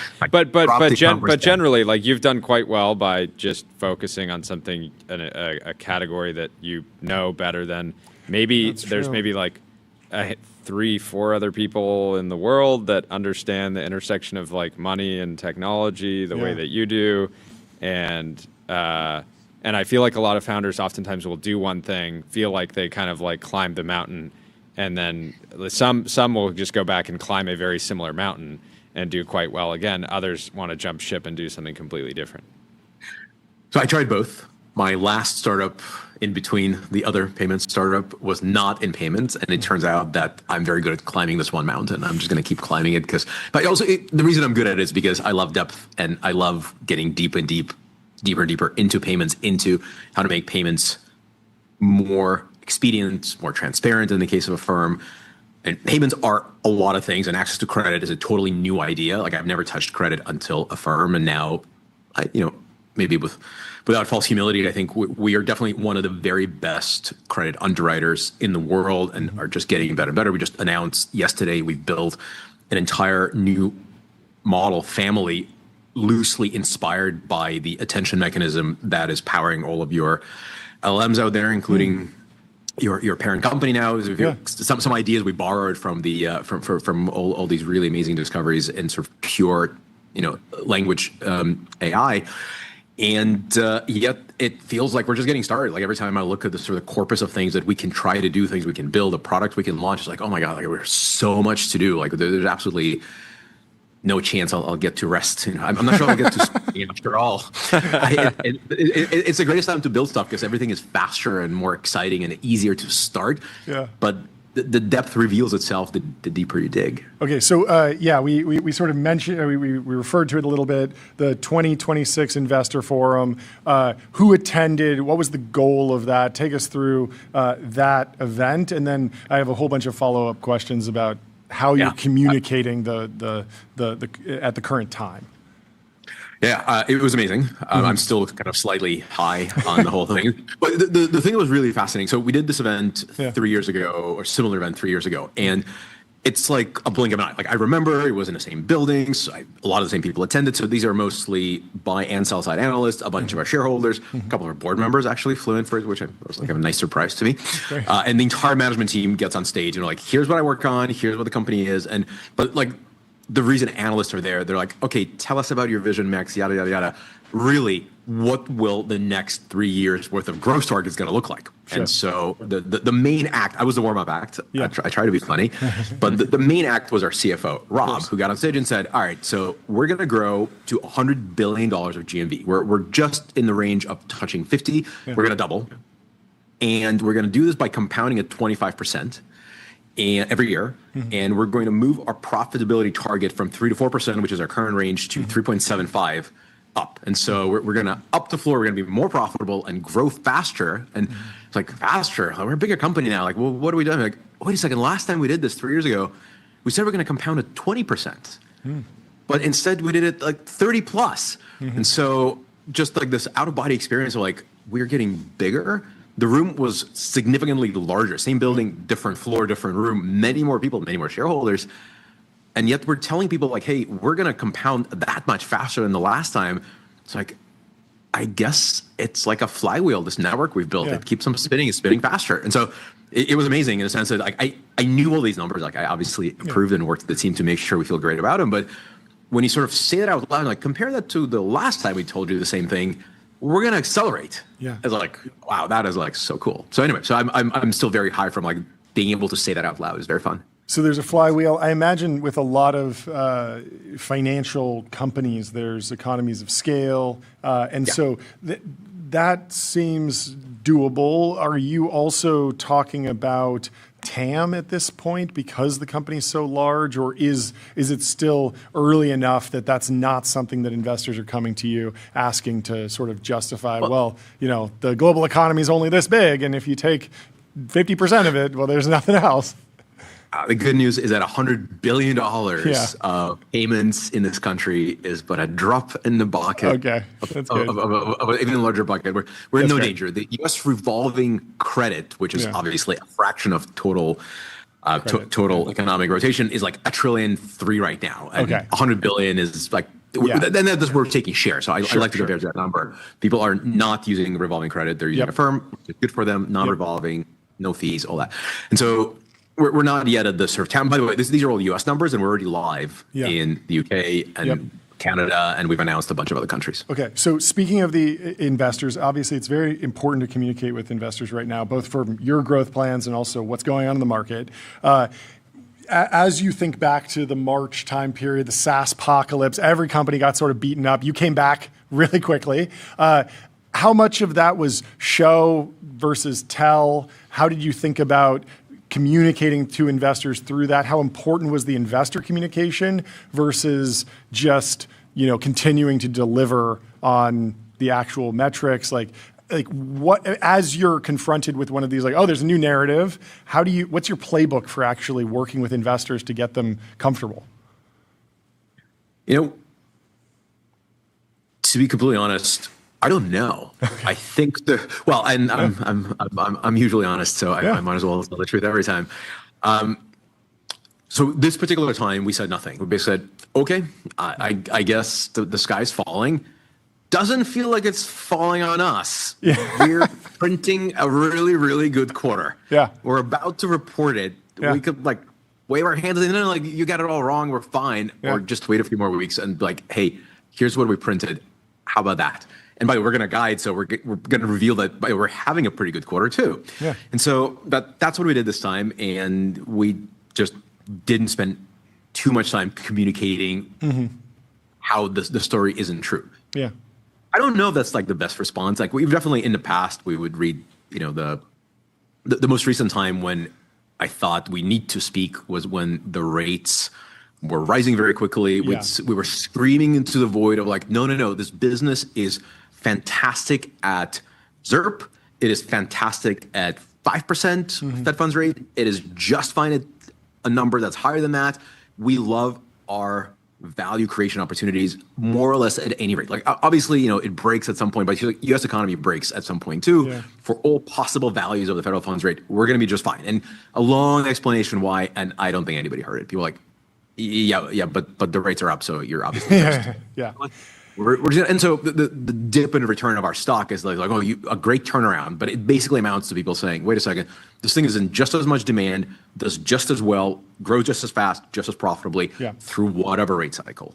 Yeah, I think we've talked about the history of the effective interest rates on a firm, but we're now in a new regime, and the fear is not higher rates, it's higher inflation. And so do you already have an intuitive sense of how a different inflation regime or different inflation environment will affect a firm? Are you confident? How do you think about the relationship? Yeah, it's like I can imagine it's somewhat of a double-edged sword in that, higher prices means people are more likely to want to use credit, but maybe there's a drop in some purchasing activity of some items. Yeah. Also, just like if you're getting $10 in 2 years and it's worth less, that should have an effect. But how is it actually playing out? So a little too early to tell, but you were exactly right in a sense that we saw this game play out in the last inflation spike just a few years ago.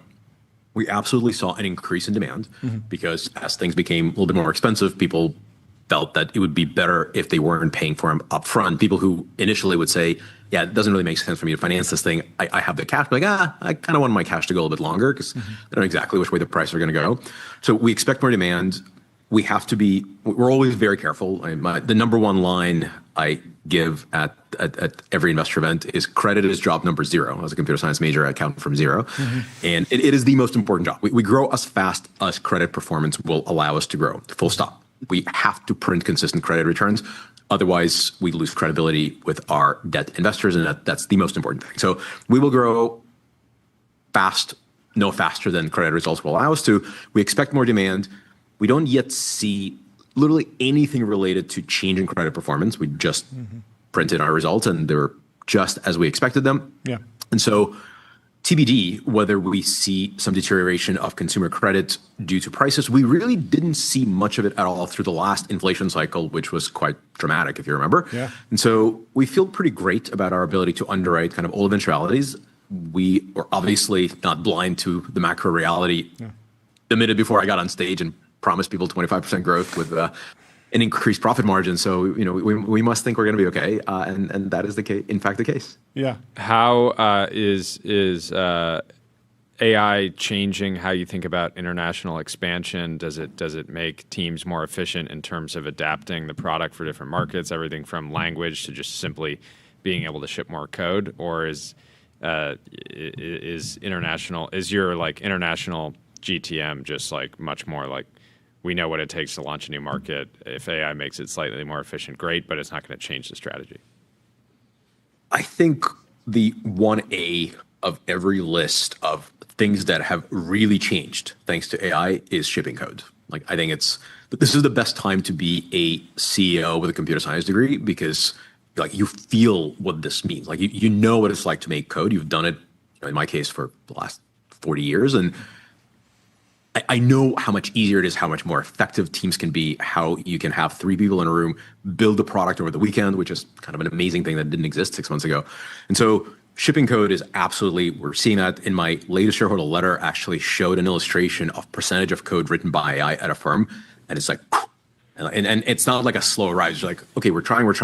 We're convinced 60% to start, 75% last month. So it's just, rocketing. It's not like people are writing less code or reviewing less code. It's just that much more productive. So that helps us internationally, helps us domestically, helps us with everything.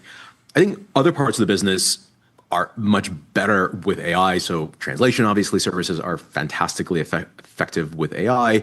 You can do a lot of interesting things with legal. Anything that's text heavy, you have just a great helping hand.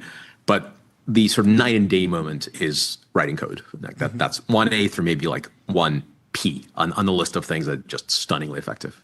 Are you expecting token costs to be like an important line item in the P&L going forward? Like we've seen, because there's so many stories of a lot of code written by AI. Sometimes that moves the needle. Sometimes you're just sort of doing what you needed to do and doing it more efficiently or faster. But at the same time, if you get hit with like $1 billion token bill in a year, that might be material. And so you start having to do, and it feels like we're at the early innings of ROI calculations. We're more in like the feeling of like, oh, everyone loves this. We're seeing good results. Max doesn't strike me as someone who's just going to tell your team to use a lot of AI because obviously there's stories coming out of Amazon and Meta where teams are basically just like, I want the optics to be that I'm using more AI than anyone else on my team, so I'm just going to run things overnight for no reason. Yeah. No, we are extremely metrics-driven company. Like some might take issue with just how completely obsessed we are with like, but you improve what you can measure. Like if you're going on fields, you're gonna feel great until you don't.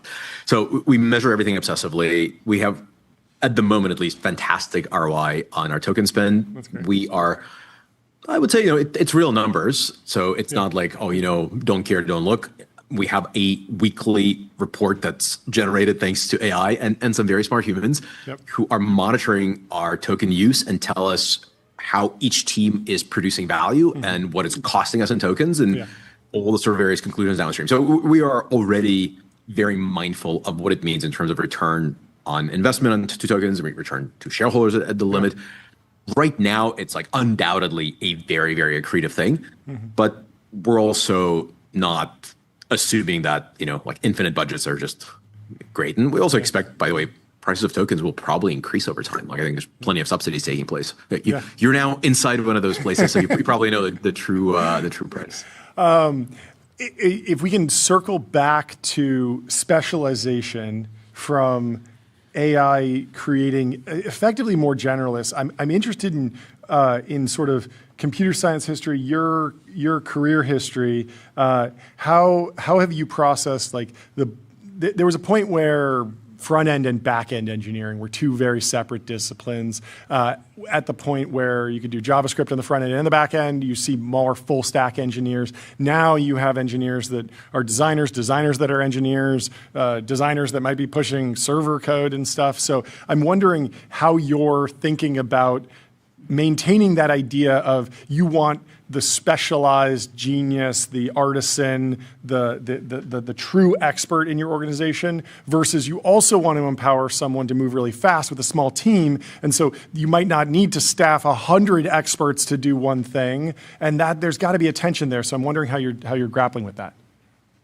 It's a great question. And you're totally right. So there are definitely pockets of today's software engineering that accrete profoundly to specialists. So if you are an extraordinary infrastructure engineer, you're far from being replaced by some mindless drone because it's as much art as it is science, intuition, experience. Like I've seen this kind of a failure before. And AI is good at it, but AI is a great tool. Like you're in no danger of being supplanted just because so much depth goes into that. And by the way, AI making a slight mistake could cost you a massive outage in the case of, and so the cost of error is very high. Like an even better example actually in my world would be an underwriting model. So somebody who designs underwriting models, it's like, hey AI, go build me a great underwriting model, come back when you're done. Like here it is, a hallucinated one for you. Like that's like real money lost that we will never see again if it in fact didn't hallucinate the right thing. And so many of these sort of ultra specialist roles, they are absolutely benefiting from AI, but that human is not just in control. They're not just steering. They're like reviewing every line of code. They have another human making sure that there's absolutely nothing that could go wrong. So that's sort of one thing. On the completely other spectrum of this, which is I think what you're alluding to, so fun examples. We just had a product hackathon, so only product managers can attend. A lot of our product managers have CS degrees, so we're cheating here a little bit. but these people were like, hey, I love writing code, but I want to make it into things as opposed to code. And like, I want to ship a full product. So most of those folks haven't written code professionally in quite some time, maybe since college. They're like really good with Figma. They know how to design things. They have a sense for taste, but they don't remember anymore what it's like to sort of go deep into some, SQL query debugging. We had 100 people, 37 projects in 27 hours, went from a whiteboard plan to a shippable feature that was presented to the entire company. Like, hey, we have this thing. And we graded it not just on, so the winners and the whole grading of who won first through whatever 10th were all people that had to report not just like, here's my idea, here's what it looks like, here's my prototype. How close are we to shipping it? Like, are you ready? And the winner was absolutely probably the best idea, but also the ones that said, we're ready. Like if we're allowed to ship it tomorrow, we will. So that is like an extreme generalist who like has a vision and a few tokens and a feature in 27 hours with like 2 of their co-conspirators and like a pizza box. So that is new and different, and it's totally a new phenomenon. Oh, this AI thing is going to be terrible for the pizza industry because famously 2 pizza team. You only need 1 pizza teams now. 50% reduction. 50% reduction. Short Domino's. This is a disaster. I hadn't thought about this. We sprung for a somewhat higher quality. Okay. Oh yes. Okay. So revenue's flat. Margins potentially going up in the pizza industry. Okay. We got the bull case. Last question we'll for you. Go. How are you? What's your framework for evaluating all the different AI products being pitched to you across the rest of the organization? Yeah. You have the benefit of being a technical, CEO. A lot of other CEOs in your role are just like, I just want to buy AI everywhere. Just give me every part of my company. Just give me 3 pilots. I'll pilot anything. Whereas I think you're probably looking at some of this more non-deterministic work, saying like, hey, you can play around with it, but maybe you don't have budget. So I have a great heuristic. This will be potentially worth the rest of my drill. If you know how to describe the evaluation criteria being used by the maker of the tool you're buying, it's probably worth piloting. If you can't, it is slop and you're being sold a story. So we know code gen works and is amazing, and it's only getting more amazing because we know how to validate code. And you can use another AI to validate code, but you can also just like look, does it work? Does it pass the unit test? So the feedback loop of I gave you a thing, like Codex was okay, and then it was better, and then it was great, and now it's really pretty damn good. It's not because someone was coding faster, it's because it has really objective eval criteria, and it just loops on making itself better with some degree of human influence. The same can be said for a bunch of industries. It cannot be said for others. Like I'm not going to dig into examples too quickly, given we're short on time. But if you can say, oh yeah, I know exactly what these guys are doing. Customer service centers. Is the consumer happy after they hung up the phone with an agent? Can we ask them? Yes, we can. What is their satisfaction rate? Yeah. Is there a way to say that was good, that was bad? AI, do more of the good kind. Yeah. Fast feedback loop, high quality eval criteria. Yeah. So we use a ton of agentic customer service because we know it'll just get better and better and better. Yeah. That's a great thing to buy. We're not a specialist. We are excited to buy it from the specialist. Somebody tells you, oh, it's AI, it's going to be a tool, it's going to make you a better writer of fiction.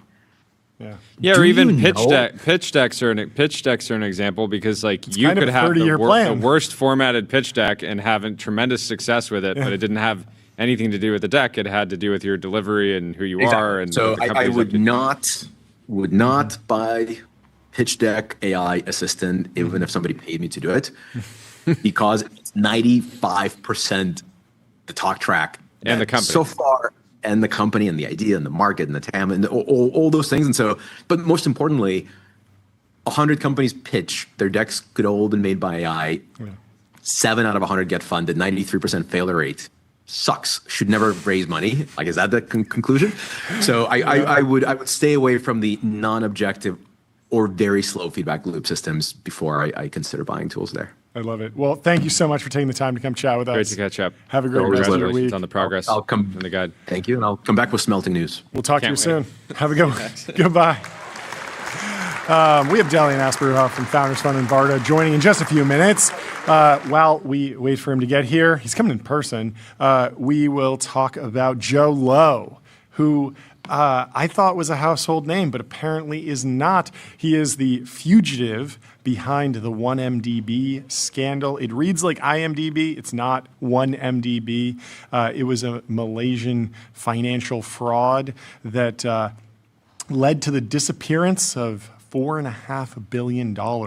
And he's in the news today because he asked Donald Trump for a pardon while on the run, I believe. So Joe Low, the alleged mastermind of one of the greatest financial frauds in history. You got to read this book. I like that the camera's following you around.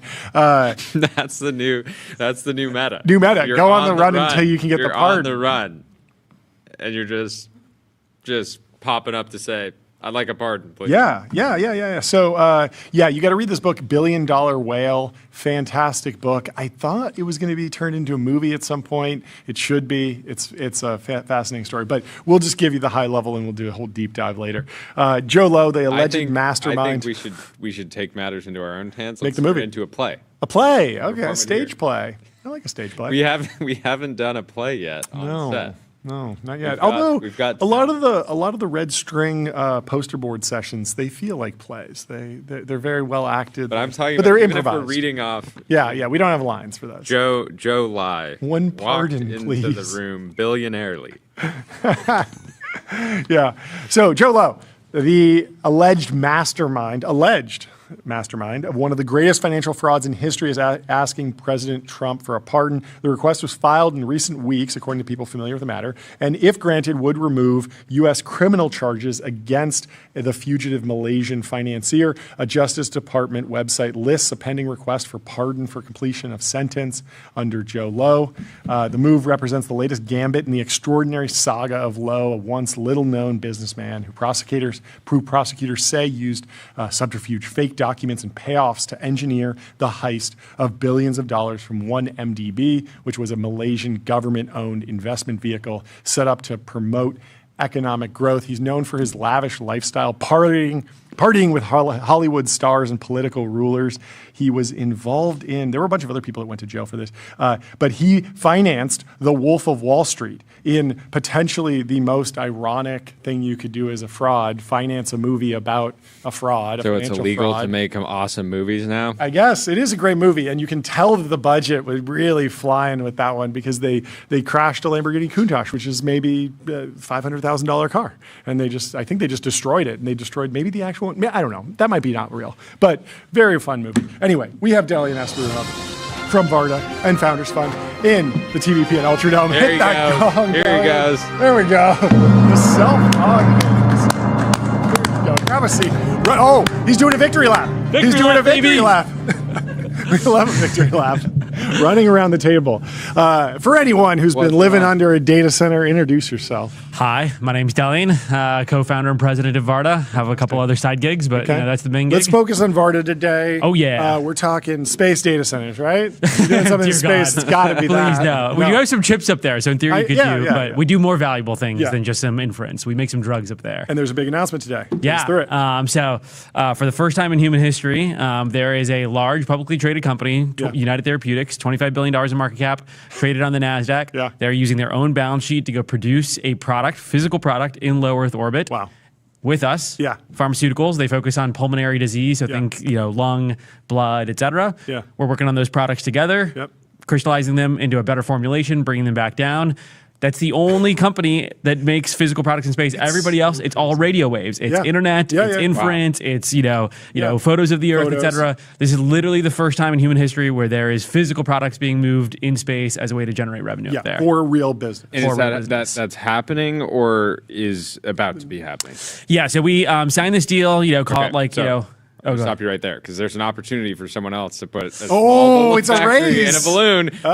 We should race. We should race a big wait. weather balloon. Balloons can't go to space. Balloons can't go to space. You gotta go. You gotta go on the rocket. We have a balloon, and then once you're up there, like a jetpack type thing to. Yeah, people have talked about that. Could you go float a rocket up there? But it turns out the size of balloon and complexity of that you're just better off building a rocket to get the rocket up there. I talked about this coming space ride. They would take the balloon up and this was actually used back in the 30s. I think they did some very early tests when rockets were small. Stuff, now that rockets are big and satellites are big, a little harder to get up there. But we signed the deal a little while ago. We've been working on the products with them for a period of time. In order to get ready to go to space, we do some work on the ground to understand, hey, what is the thing that we're going to go do in space? And let's make sure we figure out all the other process parameters. So when you're crystallizing a drug, there's a particular temperature, a mixing rate, a solvent. we just bring one extra knob, the gravity knob. Yeah. Now here on Earth, we can't decrease gravity, but we can increase it. And so alongside the customer, we look at basically adjusting that gravity knob down here on Earth, figure out kind of how to tune all the other things. So we're tuning the right knob. Once we get that all set, load that up into a spacecraft, send it up to space. Obviously there, the gravity knob goes to 0, get a different result, land it in Australia, and then send it off to the clinic. We're still working with United on the ground so far, getting those drugs ready for flight, but we'd expect basically next year to fly the first United drugs. And how are they making this drug on Earth today? Today, you're using traditional techniques. So there's a whole set of companies. Much less efficient. You're just getting a different result. So as an example, the sort of use case or paper that the company was in some ways predicated on. Obviously, there's been 40 to 50 years of work on protein crystallization up on the International Space Station, Skylab, Space Shuttle. Right. But in 2019, Merck basically showed their blockbuster cancer drug Keytruda. They crystallized it up in space. They showed that they could shift the administration from what was previously an IV drip to now a subcutaneous syringe. So you don't have to go to an IV clinic. A rural patient that can't access IV clinics can now access this drug. And so that's what we're doing up there with United Therapeutics is we're looking for basically changes in performance of the drug because of those different results that allows them to shift administration. United Therapeutics is famous for a variety of different things. So the company was originally started by Martine Rothblatt to solve a rare pulmonary disorder for her daughter, built that up into a huge platform. They've incredible. Really leaned into the frontier over the course of the last 20, 30 years, including they make gene modifications for pigs to create human organs inside of pigs. But one of the things that they're known for is for one of their pulmonary compounds, they shifted the administration from a nice pig sound. Well done. I like it. A lot better than waiting on like a 24-year-old kid to die on a motorcycle to get your kidney. Instead, just get it from a pig farm. But one of the other things that they're known for is they actually shifted one of their sort of primary drugs from an oral pill to instead an inhalable and made it much more efficacious, easier for the patient because you have to take the drug less often. It's things like that we're looking to sort of do with them. Dumb question. You have the gravity knob. You're able to turn that off, but aren't you adding a knob for like vibrations and basically dialing it to 10? Like, does that ever affect? Because you imagine you're sort of centrifuging it, like it's gyrating as it's re-entering. So is that a problem? Do you have to? Is that like for the selection criteria? Do you have mitigation strategies? What you can think of is like in a pharmaceutical process where you're crystallizing something, you're basically going through like a phase change. You're going through from like a liquid to a solid. Okay. Where things matter is when that phase change is happening. Okay. In that particular moment is where you don't want the sedimentation, convection, et cetera. So what we do in some ways, we like load up all the liquids ahead of time. Yep. Those liquids for sure on the rocket light up, get shaken, et cetera, but it doesn't matter because the liquid's still staying a liquid. Yeah. Then up in space, what we do is we go through that phase change. We go from basically like a liquid to a solid. Okay. That needs to happen in a very pure environment. Sure. We shut down all the reaction wheels. We make sure that like everything on the spacecraft that would vibrate is totally silent so that it is as pure of microgravity basically as possible. Got it. It then becomes a solid, and at the end of it, it kind of looks like a salt, basically. Like think of it like table salt. Now on the way back, that table salt for sure is shaking a bunch. But the table salt, if you think about like some table salt that we put and we go put it in like a centrifuge for 100 years at 1,000 Gs, it's still going to be table salt. Sure. Where are those like vibrations you need to that manage matter? like heat more. You do need to manage heat. If you melt the salt, you're fucked because then it's back to a liquid. But this is what convinced United that we would be capable as a partner. Is we actually had data sets from our very first mission where the surface of the heat shield was hotter than the temperature of the surface of the sun, so like extremely hot.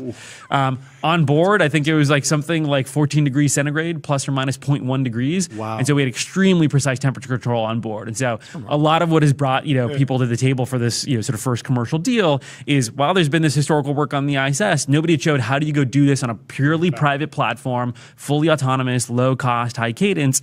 And a part of what convinced them was yes, both the regular flights that we've been doing, right? We are now on W6, 7, 8, and 9 will be sort of launching later this year. But it was also, hey, not only are they launching and landing these things, but on board they've got the right process control, so I can see, hey, they can go work on my drug. And by next year, when we fly 7 times in a year, that's going to be higher cadence than everything that the like ISS, space shuttle, et cetera, have done in all of human history. Let alone in 2028, 2029, as we continue to go higher and higher cadence. So how many things need to go right in a row to have a successful mission? I imagine that, there's like all these different... Like just the space mission or like get the drug into the clinic? Because the drug in the clinic is more complex. Just the space mission. The space mission, at this point, we've like kind of shown we can do pretty safely, but I'll walk you through it. First on the ground, we got to go build, basically effectively think of it as like a 2-part spacecraft. One is sort of looks like a traditional satellite system. It's a little bit lower power and under, spec relative to most satellites because we don't need super high power to communicate with, internet terminals, radio waves of photos, et cetera. Oh, that makes sense. sense. Yeah. The only power we need is just to run the bioreactor, and the bioreactor doesn't consume that much power. So think of it as like it is like basic telemetry. Yeah, basic telemetry, but we don't need like super high pointing accuracy while it's just floating up there, because again, we're not pointing at a particular place on the ground to basically try and like take a photo of it. And so think of it as like we build an under spec sort of satellite. Now, the one thing that it is big on is like it's got a lot of thrust and propulsion on board because we need to come back unlike every other satellite. But otherwise under spec satellite. So we do those on the ground. We've now built a handful of those. Then we have to build the second part of the spacecraft, which is the reentry pod. All of this does have a relatively complex supply chain. Think like those solar panels, the GPS chip, the flight computer, that type of stuff we buy out of house. Some things you have to do in-house. You can't buy a capsule like off the shelf. So we have to build the heat shield, the structure, et cetera, around that. Those have to get integrated. We have to do a bunch of ground tests to make sure that works. Then you ship it off to SpaceX's facility a couple months before launch, make sure that everything's still working over there, install it onto the rocket. Once we're on the rocket, we kind of look like any other satellite that goes up there, whether it's like, asteroid mining satellites or comm satellites or spy satellites. SpaceX takes us up to orbit. They then drop us off, again, like any other satellite. We spend between, call it like 4 to 12 weeks up there. Kind of depends on the drug manufacturing process. Some go pretty quick. Some take quite a bit of time. While we're up there, we have basically pharmaceutical scientists on the ground in mission control. So you remember those like Apollo films in mission control? We literally have like, think like Amgen scientists, but like they're in mission control talking to the bioreactor. I can imagine you love hanging out in there. Brewy always makes fun of me. He's like, I don't quite know the American idiom or don't get it, but hopefully you guys will. But he's like, he calls me like the gentleman's mission control, where like there's like the gentleman's farmer. It's like the guy that stands around the farm, but is like obviously not really doing anything. I'm like the gentleman's mission control. Where like, I like hanging out there. Obviously, I like am completely useless and mostly a distraction. So I try and mostly just listen into the live stream now. Every team needs a class clown. Yeah, exactly. Can you unpack a little bit more about the orbit? There's a piece in the journal today. Space data centers face a lot of challenges. They all got to go to sun-synchronous orbit. I imagine you don't, but I want to know about the knock-on effects of like, what can you tell me about sun-synchronous orbit? What orbit do you use and why? And then how might this change what happens in the future? Yeah, part of what's beneficial about sun-synchronous orbit is you're basically like always facing towards the sun and have sunshine. Yeah. We are not as dependent on that. As I mentioned earlier, we're not super power constrained. And so we can just charge up, basically our batteries on board. And while we're on the dark side of the Earth, we can basically just drain those batteries, recharge them basically on like the next orbit. We're up there just for the microgravity. And so we can be in almost any orbit. That gives us a ton of benefits. One, when you're in space, you don't have to worry as much about traffic. We just go where other people aren't. But two, it actually helps a ton with launch. As an example, later this year for the first time, we'll be actually launching, historically, we've only launched to sun-synchronous orbit because that's where all the transporter missions, which are the SpaceX rideshare missions. That's what I was going to ask. They now have what are called bandwagon missions, which go up to, they're also rideshare, but they go to polar orbit. We'll actually be flying on our first bandwagon mission later this year. So now we have launch flexibility. There's a bunch of companies that can't go on bandwagon, or basically, we're actually probably one of the only companies that can go on both. Either. That's what I was going to ask. Because what happens if everything winds up being sun-synchronous orbit? Because I think there's 10,000 or so Starlink satellites. Elon's asking for 1 million for space data centers. That means like 90% of the launches are going to be sun-synchronous, but that's okay for you. Yeah, we're okay going to sun-synchronous, and we can quickly get out of the orbit if we need to, or like try and go, sort of slightly off of it. Or we can just go to polar and be totally, sort of happy there. And that gives us some benefits on the like launch economic side of things, where now we're basically able to go on any rocket. Yeah, so I was going to ask, it seems like every hyperscaler, some startups are, and some of the labs are thinking about space. Are you expecting like launch could theoretically increase? Could be like bottleneck launch. It's pricing. been falling for so long, but what do you expect? Yeah, how are you planning? Because you have to buy launch capacity years out. Right? Yeah. To date, launch prices have only gone up, so they have not gone down since we started the company. Launch costs for SpaceX, I'm sure, have, but there has not yet been pricing competition. So why would they necessarily pass on those savings to sort of us? And they haven't, I think, seen that much price elasticity in the market when they've like lowered prices. It's not like they've seen like 10x greater demand, and so for them, it's like capture as many margin dollars basically as possible. I do think what we're going to start to see is more competition in the launch market over the course of the next 5 years rather than the prior 5. Right? Blue Origin, I think it was today or yesterday, announced that they're going to be doing their first external sort of fundraising, which speaks to I think them taking themselves much more seriously as a company that is going to like regularly show shareholder value and launch very regularly. You've got Rocket Lab now. It's like I think $65 billion company. Wow. definitely have enough resources to go tackle Neutron, and they've got shareholder expectations for them to get that medium lift, sort of rocket up. You've got Stoke Space, and so there's a few others basically playing in it. We are booking out, sort of rocket launches now all the way through 2029, so we do have the capacity that we need for the next, sort of many years. And I think by the time we're getting into booking late 2029 flights, there's a world where there start to be, basically more providers online. SpaceX, at least basically to date, has been like, for us at least, as many times as we've wanted to launch, that capacity has been available. Like they are not capacity constrained; they are still more demand constrained. I do think that because no one's making anything in space. Totally, nobody's making one, and that's why they were able to be so successful with Starlink, was because they had the residual capability, right? It's like a tealism, right? It's like we created space, we created the space economy, and then it's just more internet, more apps, and now it's just going to be more AI. How are you thinking about other drug categories? I can imagine space Retta would be a pretty hot drug if people could smoke space Retta. One thing that I didn't realize is so Ozempic today, 1 kilo of Ozempic retails for $1 million. Wow. It's what people don't realize. When people ask me like, oh, space drugs, economics, et cetera, does this stuff work? I have to like tell them like, for you, like it might be like $1,000, basically per shot, but like it's because there's very, very little Ozempic basically on board. A lot of them are like powders that then get diluted and then injected, and so like the actual core ingredients so tiny. Exactly, and what we do up there is we just make the powder. Yeah, exactly. United Therapeutics, our partner that we're announcing today. They have a ton of expertise in all things like rare pulmonary sort of disorders. They're for sure going to be the person that we work with on that indication sort of area.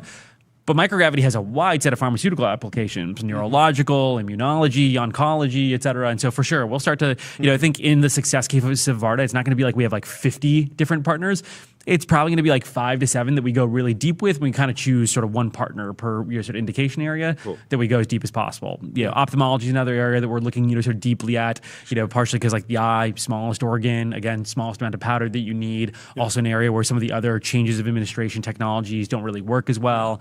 And so we're starting to explore who are the partners for the other indication areas. What about beyond bio? I remember ZB land being something that people were talking about potentially being able to manufacture microgravity. Wildly different economic trade-off there, but are there other, when you imagine like the industrial city in Leo, like are there other categories that extend maybe 10 years out, 20 years out, where it might be logical? Yeah, I think like if we look at the next decade, call it like if there's 200 products that are manufactured in orbit, I think 195 of those are going to be pharmaceuticals. Really? So vast majority is going to be sort of there, and that's where our core focus area is. If I had to sort of peer into the crystal ball and look at what comes next, I do actually think probably fiber before semis is probably sort of my rough guess. When we were looking at that like high end sort of Z-band sort of fiber market back in 2021 when we started the company, there was clearly some level of like sort of interest and capabilities there, but just like relative to what we were seeing on hypersonics and pharma, not as large. Interestingly, that market has matured a lot. There's sort of two, sort of call it 3 areas where it has applications. One is it is the lowest, basically, think of it as like interference inside the optical fiber for infrared. Near infrared is now used in a lot of the high energy weapon systems. So if you think about having to pump that laser through a fiber, you basically want as little basically resistance as possible. There's just like a lot more being spent on those types of near infrared weapon systems, especially with some of the like the anti-drone stuff that's sort of coming down the pipe. So that's sort of expanded. It's also used now a lot more in like metal cutting and like organ, like eye surgery relative to where it was sort of 5 years ago. So that's expanded. The other area is quantum communications. So quantum entangled photons are much more sensitive to those types of impurities in fiber. Quantum comms has also grown a lot over the last 5 years. And then the other area is oddly data centers. I was going to say, as soon as there's a data center story, there's going to be 25 companies. It's going to have funding, IPOs and stuff. So ground data centers, not space ones, but they are actually... No. You make the ZB land there, you bring it back, and then you... Dude, Z-band is now being used in terrestrial data centers. That was not a use case at all 5 years ago. Anyways, all these things... Photonics and optical they're still like early, I would say. What's happening though is also like the Varda economics keep improving on a flight-by-flight basis. The Z-band market keeps growing. We're like, for the first time, I would say we're like dedicating resources or anything. But like around the office for the first time in 5 years, somebody was like, the Z-Blade stuff is like almost starting to pencil out again. It's we probably like threw 4 out years till we like, years sort of do anything, but like you're starting to see those lines start to get closer together. That's very cool. But that's what I love about a platform like ours is like, if you had told me like predict where your revenues would be 5 years ago, really hard. Even this year, like things that are landing are probably not what I would have underwritten a year ago. Like I think pharma has like way exceeded expectations. Like it's pulled in probably like 3.5 years relative to like, our Series C that we announced last year. Our financial projections on that on pharma were just like totally, sort of wrong. And so I'm excited by the idea that like, there might be other areas that are wrong. Semis, I think, is just going to be like, the furthest out, partially just like the process equipment and the sensitivities. Like if you think about a bioreactor, it's like hard, but it's kind of like mixing like liquids together. The hard thing is like which liquids. That's what's hard. The mixing of it, not so hard. Yeah, but you're making those decisions down here on the ground. Fiber, same thing. It's like, it's like once you like make that like precursor like rod, then drawing it is not like a crazy complex process. It's making that rod that's hard, but again, you're doing that on the ground. With semis, it's like, oh my God, that process equipment is like so sensitive, right? If you look at like the stuff that they use for EUV, basically like, lithography, the mirrors for that. If you were to lay out a lithography mirror over the course of the size of Germany, the amount of variation you see in terms of like mountains would still be less than 0.1 millimeters. And so this stuff just has to be like so precise that it's just like. And the cost is so high. Yeah. Even during the experimentation process, you could. Yeah, the famous quote from TSMC is that if there's an earthquake, they don't have like a pager duty. Like they don't slack everyone, hey, you got to come in, there's an earthquake. Everyone knows if there's an earthquake, just go to the factory. Exactly. And the employees just know. Because it's just so important. And so just that like microgravity process equipment is just so much more complex than semi. So it'll get there one day, but like bioreactors, the fiber draw things are like orders and orders of magnitude simpler to make like microgravity bioreactors, microgravity fiber draw towers. Will it ever make sense to have a permanent like ISS style structure that you are transporting supplies to and then sending, sort of finished product down? Because like knowing you would like to have a proper like dedicated space factory, but does it actually make sense? It's always been the somewhat secret, somewhat not secret like ambition of Varda is to go build that, but go do it step by step, right? So when you look at like generation 1 of basically what we're building, it's this 2-part spacecraft, right? Satellite, pod. Satellite has all the process equipment, et cetera. Pod just has the finished good. When we're done, pod survives. All that process equipment, everything on board, we basically just burned it up. Generation 2, that'll be flying in like call it 2029. Think of it as just like we make it so that heat shield material just envelops everything. And so now the satellite plus the pod, they both survive. And that'll probably look like a little mini space plane is kind of how you can think about it. So space plane has the solar panels, the propulsion, it's got the process equipment, it's also got the finished good. That goes up and down. And so now that full system is reusable, improves the economics, we'll have more payload on board too. Now, at some point, like, it doesn't make economic sense to keep moving that process equipment up, down every time. Call it by the end of the decade. The goal will be we'll start to invest into those, like, fixed pieces of infrastructure in orbit. Early on, they'll probably just look like a satellite, just with a little docking port, basically. The, like, space plane will come with the raw ingredients, basically, the liquids, et cetera. It'll dock with that, like, satellite up in orbit, exchange for the fabricated goods. But then we'll have, like, 10 of those satellites. We'll start to stitch them together. Basically looks like a station. One day there'll be so many of those pieces of equipment on board that we'll be able to economically justify, hey, probably need a dude with a wrench every once in a while to go like fix some stuff up there. But like once we can economically justify like one person with a wrench, 10, 100, 1,000. And so like, we want to build the first industrial city in low Earth orbit, but we're taking it like one step at a time, building out the business, getting great unit economics, proving out one use case at a time. What about the other parts of the stack that you actually need for that? So like, I'm thinking like docking. Is there a startup that's just working on docking? Yeah, I mean, sort of credit to them. There's a company in Seattle called Starfish, sort of space that is hyper focused just on like the like docking, maneuvering, the software for that. Yeah, because that feels like something that like if that's not your core competency, like seems like you could have a series of nightmares around just trying to figure out docking, and that is a probably super widely applicable process for the rest of the space economy. Totally. It's like, back in the day, we would have had to make our own solar panels, our own thrusters, propulsion tanks, et cetera, for like the stuff that we build on the ground. That stuff, over the course of the last decade has become a much more mature supply chain. As we start to get to this like space station world, I think there'll be some of these things where like Starfish, I believe, basically makes this like camera that you can basically attach to your satellite. They take over the controls for your like propulsion and they'll dock you to wherever you're needing to go. Yeah, 5-10 years ago, there's no way that we would have like been able to buy that. We would have absolutely had to build it. And so, yeah, I think on a ongoing basis, we'll always be doing that, sort of build, buy trade. And ideally, obviously, if there's an off-the-shelf solution, integrating that, and that only accelerates basically our progress. And so, yeah, it's cool to see that like as obviously VARTA is developing, the general space economy and all these use cases are developing. And heck, when you said like, sort of warehouse in space, there are companies like Gravitics that are trying to do like dedicated warehouse vehicles. Maybe there's some world where like, yeah, we like buy the warehouse and we just install some docking ports, fill it up with process equipment, but we don't have to like build the warehouse. I'm not like opposed to that. What we really want to focus on is like, we're gonna have the best lab down here on Earth to like assess how to make these formulations. We definitely have to make the bioreactors ourselves. Nobody else is gonna make microgravity bioreactors. We got to make those space planes basically ourselves because like nobody else is gonna be bringing those up and down all the time. But the rest of it, pretty open to like, buying where we can. How are you thinking about the public markets? SpaceX is going out at like in the trillions. A lot of bio companies, I'm sure United Therapeutics went out in the billions probably. And a lot of biotech companies, they go out earlier. Pharmaceutical companies go out earlier. The public markets, sometimes they like really stable projections. Do we understand the quarterly forecast? Sometimes they like a big vision and you get out there with a Tesla or something and it does really well. What is your take on how you might fit into the public markets in the future? Yeah, I mean, there's not a lot of private, like $10+ billion in market cap, like pharmaceutical companies. They basically all go public before that. I think it's like, I mean, there's so many deals. Like every day, a big biotech company is buying something for $1 billion, $2 billion all day long. Totally, that's basically like the default. Yeah. Now, I think like GLPs have shown that like in the therapeutics world, you can build a like a business that can effectively be like $1 trillion outcome just on one therapeutics business. We're definitely thinking about that from the sort of founders fund hat side of things. How do we back things that aren't just that $1 to $5 billion therapeutics outcome? Yeah. At VARTA, I think we'll look at it like on a round by round basis where like I think about it as like cost of capital. Yeah. If the public markets are offering me a lower cost of capital because they have more expertise because there's a bunch of hedge funds that have like MD, PhDs and tons of them on staff to deeply understand pulmonary diseases, ophthalmology, et cetera. Yeah, we'll go to the public markets if that's the case. If we're still seeing tons of support in the private market and we think it's like relatively sort of not similar, we'll study private for a period of time.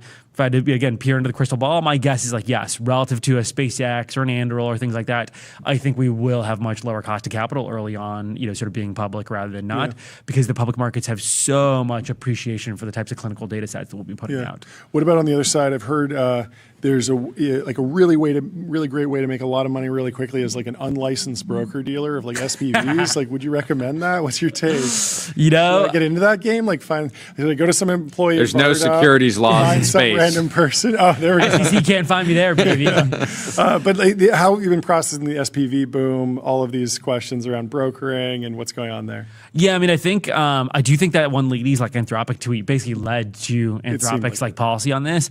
Part of why that sort of is happening is there's this SEC regulation on the number of entities you can have on your cap table while staying a private company. I forget the exact number. I think it used to be 1,000. Now it's 6,000. These private companies, as they stay private so long and have this number of SPVs, and especially as these SPVs get warehoused out, it increases your entity count. And so I do think there's a significant sort of lockdown on it. Because and employees typically own options, and they don't show up on the cap table until they exercise. Exactly. Okay. So yeah, I mean, we're obviously tracking that at VARTA in terms of how many entities we have. We're not seeing some like exponential growth where we're too worried about it. I don't know that we've been like as stringent to date, but as I look at our future rounds, you need to start to think about like, okay, how many more rounds am I going to stay private? And at some point, like, I need to keep the entity count managed. And so I totally get the Anthropics of the world. It's like they've just raised so many good bajillion of dollars in the private markets that like they have to be. I did get some more backstory on that one deal. Yeah, it was allegedly it was a much more like complicated structure that wasn't as like bad sounding as the original post said, and like there was like an SPV involved and like some other stuff. But anyways, why every single person that that has invested in the company has probably come to you saying like, what are you doing with data centers? And all the biggest companies in the world are now like dedicating resources to it. You guys are seemingly staying like extremely focused.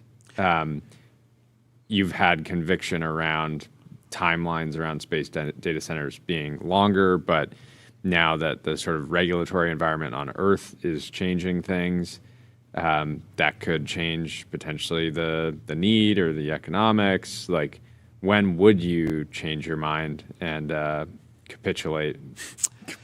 I mean, I'm definitely, sort of open to changing my mind as like a shareholder of companies that may take advantage of these technologies. As somebody that's going and building a space company, I really want to focus on like where I think we have the right to win and can sort of build up something that has like sort of durable margins.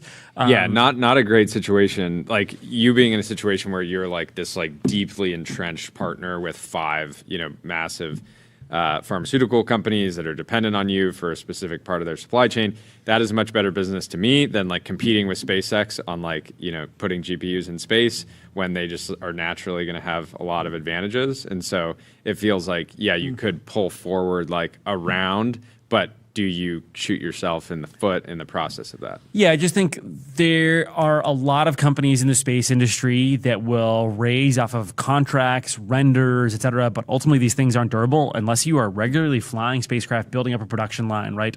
The Elon quote that I love is like, the factory is the sort of product. I think the thing that we've done well at Varda is we've stayed hyper-focused on just like our particular W-Series vehicle, getting that up to sort of production rate, flying it regularly, making sure that it's succeeding and serving customers across a wide variety of verticals versus distracting ourselves with like, there have been a lot of opportunities that we've said no to. I'm sure some of those things in the short term would have inflated our valuation, top line, et cetera. But wearing your investor hat, you're like, I don't care about what my valuation is today. I care about where it is in like 10, 20 years. And so like, I don't need to like listen to the noise of the market. And so I think that is the benefit of like having somebody like me on the, sort of cap table or as a, sort of co-founder versus like, there are plenty of companies that had XYZ vision 2 years ago and are now fully pivoting to space data centers because like that's where investors are deploying capital. And at some point, it's like if you're like changing your company vision and product off of the basis of like where investors are like cycling capital into versus like what customers are demanding. And this is where it's like, look, are there areas where it's like, Z-band might get affected, and there I think we have much more of like a right to win, and that affects terrestrial data centers and things like that. Yeah, like there might be areas that we sort of play, but like go launch a bunch of NVIDIA Jetsons up into orbit and do that at economics that aren't competitive relative to SpaceX. And even then, I think the SpaceX economics, while promising, still have a long ways to go. That's not a game that I want to play in. Competition is for losers. There you go. Yeah. I mean, also, like, you're so far from realizing like the TAM of what you're building. Like, it makes sense for Google to like jump into AI. Like, search is saturated, and they need the next thing. Yeah, it's possible we'll look back on this moment and be like, okay, every viable competitor to actually go and compete in pharma, like went and did this other thing, and maybe some did well, but then that still left an opportunity to just kind of like verticalize, own the category. And I think what like tech people misunderstand is just like the like size of the TAM in pharma. Oh yeah. So Anthropic is what I think like a $60 billion run rate or something like that. I forget like the sort of latest numbers. Keytruda, that drug that I mentioned that Merck did in 2019, that one drug's top line last year for Merck, $25 billion in revenue. Just that one drug. Yeah. They obviously have many other drugs. There are many other cancer drugs. There are many other immunology drugs. And so it is a massive TAM. If you're able to actually significantly improve the performance out of these things, capture some upside, start to go more full stack yourself in pharma, I'm not concerned. And especially, by the way, once there's AGI, what do you think everybody's going to be focused on afterwards when like there's no more like, white collar, sort of, labor that is needed? Everybody's just going to want to live for forever. Where do you think all that capital is going to rotate into? It's going to rotate into longevity, therapeutics, manufacturing. And so I'm, sort of happy to stay on the sidelines and, sort of accept that capital once, sort of all the AGI people rotate out. I love it. Well, thank you so much for coming on the show. Oh, yeah. Excited to finally come in person. Good to see you, boys. So good to have you in person. We'll talk to you soon, Dalian. Have a great Say hi to the team. Day. We have Richard Socher from Recursive in the waiting room. We've been keeping him waiting, so we will bring him in to the TBPN Ultra Dome.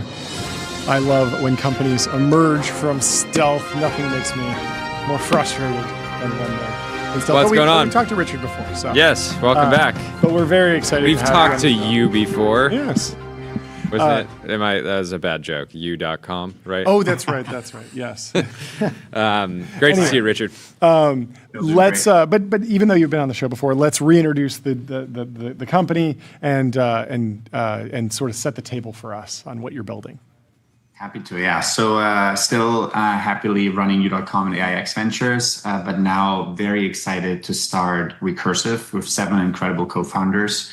At Recursive, we're looking to build recursive self-improving superintelligence to automate knowledge discovery. Yeah. It's a lot to unpack there. We're getting closer and closer to AGI. I think we just have to set our sights, set our goals now to superintelligence.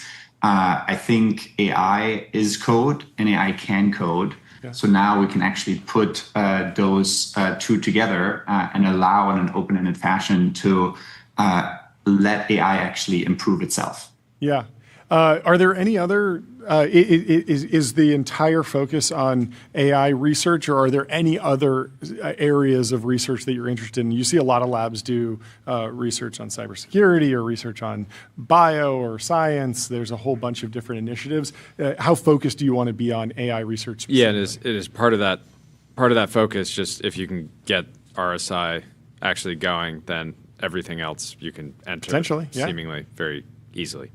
There you go. You kind of answered the question. That's exactly right. I think for now, as a company, you want to have a very strong laser focus. And that laser focus for us is on enabling AI to automate the scientific method on itself. The ideation, implementation, and validation of ideas, right? And once it's gotten really, really good at that, that means it can be fully recursive self-improving.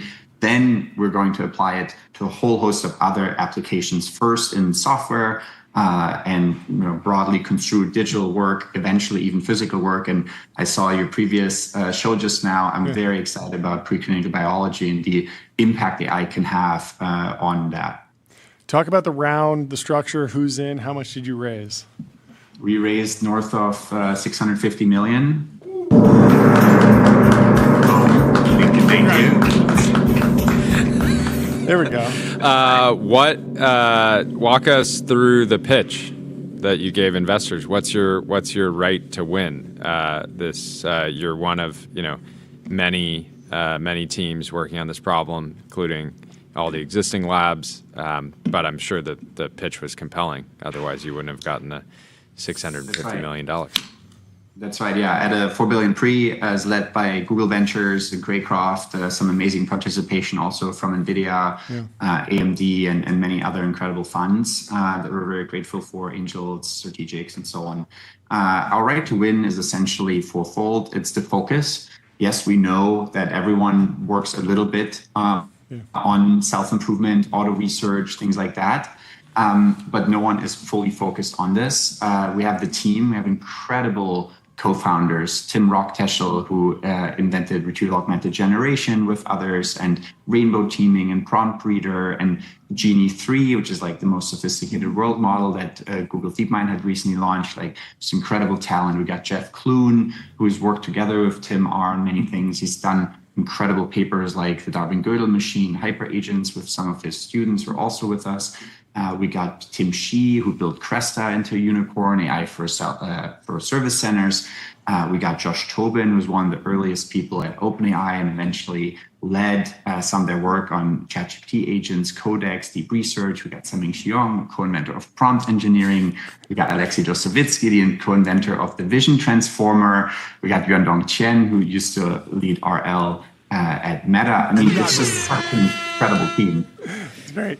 Yeah, that's pretty compelling. Then how are you thinking about scale being all you need or not? Is there a capital war, or is $650 million enough to do the level of training or inference that you need to actually reach RSI? Because if a lot of the labs, at least, are sort of, putting the AGI, ASI terms in orders of magnitude of compute or orders of magnitude of dollars. And so is there some sort of race condition, or do you think that there's a more like elegant solution? We need new algorithms, I guess. It's a great question. Certainly 650 in this league that we're now in is step one.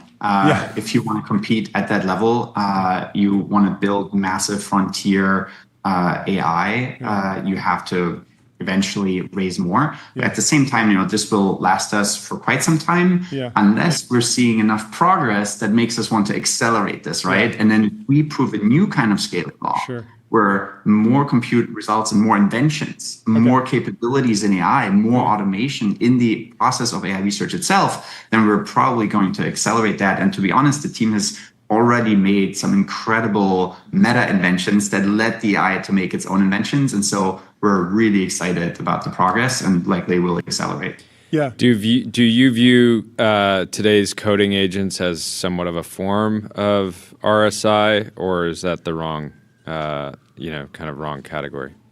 I'm glad you asked that question.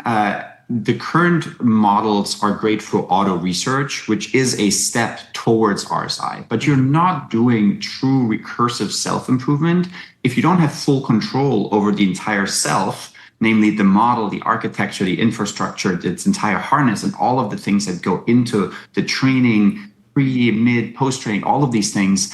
And so it's a useful step to use coding agents for auto research, but it's just a step towards the true RSI vision. Got it. How are you thinking about standing on the shoulders of giants broadly? I mean, you mentioned a bunch of researchers who have published a bunch of papers, and obviously you're integrating that, but is there a way to pull forward progress or like catch up to the frontier faster based on open source models, open source research, open source data sets, or distilling or integrating existing open source projects? I would love to know just your thesis on leveraging open source and tweaking and fine tuning and iterating on versus start from a completely blank sheet?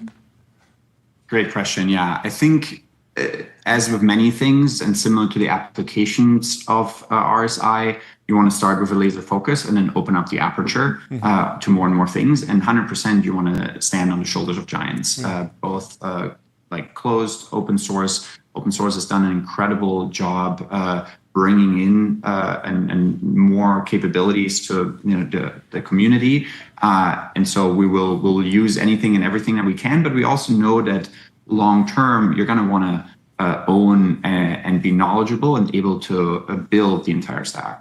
Yeah. Now that you have your own funded NeoLab, do we need more new NeoLabs, or do we have enough? I'd like to think so. One, we want to build a real company, right? We're not just a lab. I sometimes struggle a little bit with that terminology. I think there are a couple of labs that are truly just labs, and it's a little bit unclear where they're going to go long term. We have folks that also build unicorn companies from scratch with revenue and so on, have launched amazing products like an OpenAI Codex with Josh and others. So we're excited, but at the same time, this machine we're building is almost like a eureka machine in the sense of like it'll keep making inventions for you. And so a lot of labs that are focused on like continual learning and world models and maybe memory and all of these other aspects, I believe those are all important aspects. I believe that if we're successful, those are all just special cases and outputs of this machinery that we're building. So do you, how close are you? I imagine that this is a whole process, but how close are you to thinking about a product for businesses or a product for consumers, an API, a web playground, a demo? Is that something that by design you want to be super fast about and get something out into the world, have some impact in the interim, or do you want to keep everything closely held for potentially a really long time? I don't know, forever, potentially, if you're just going to invent. Yeah, when I hear the Eureka machine, I'm keeping that to myself, personally. Yeah, what's so initially we thought about like really giving ourselves like a year or more of time.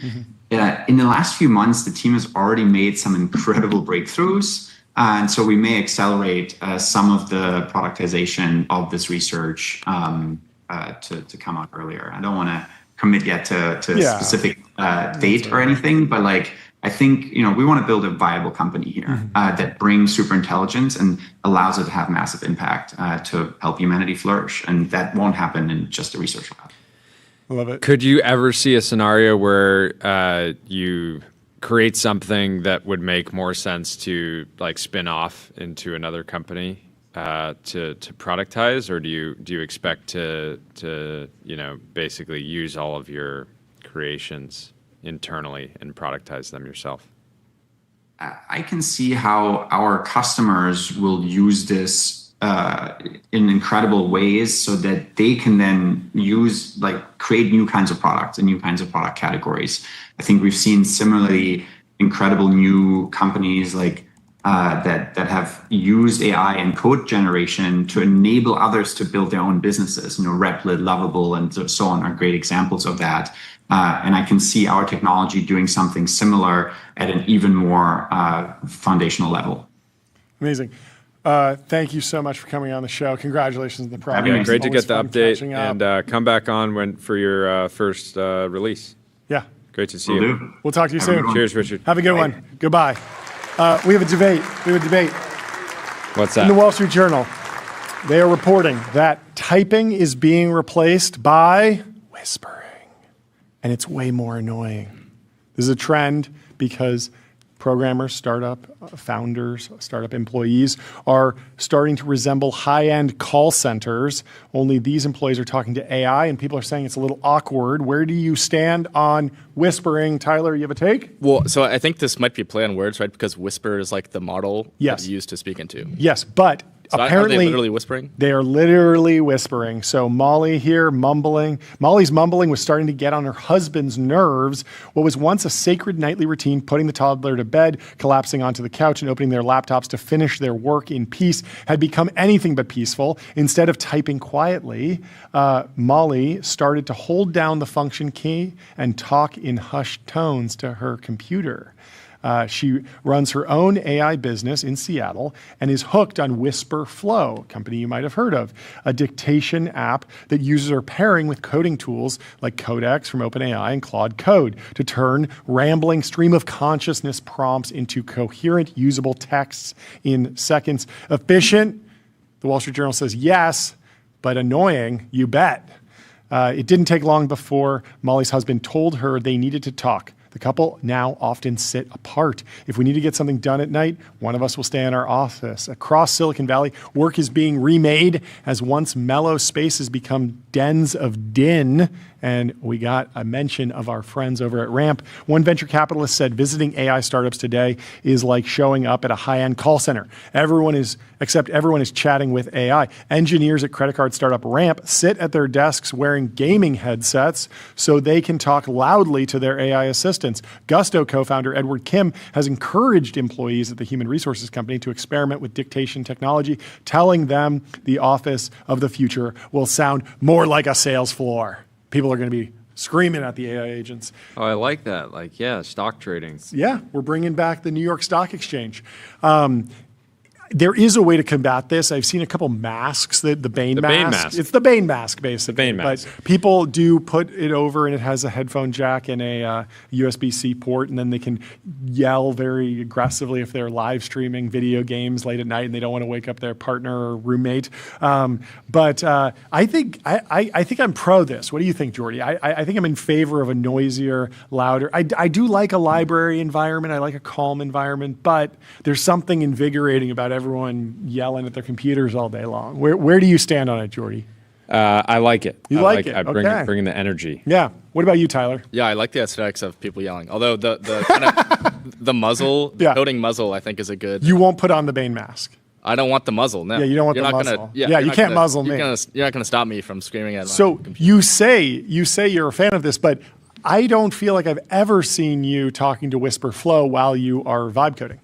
That is true. Revealed preference. I find I usually only use the speaking when I'm like driving or something. I do that all the time. I'm always on the dictation mode. I don't use the advanced voice mode that often. What I will do is I will go and press the little microphone button, ramble for a few minutes, and then fire off a more robust query to ChatGPT with more context. Yeah, you're doing that like once a day, and it's incredibly powerful. I actually don't think many people realize that you can just ramble once a day in front of you. I do it 50 times a day. There's some controversy has hit the timeline. Okay, what's going on? Socks has pulled a screenshot of the figure live stream where the robot appears to be doing something like adjusting a headset.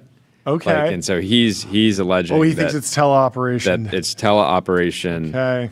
And the robot is actually just being controlled by someone in a VR headset. Well, there's some comments that say, hey, maybe this could have been in the training data. I was about to say, yeah, it could be in the training data.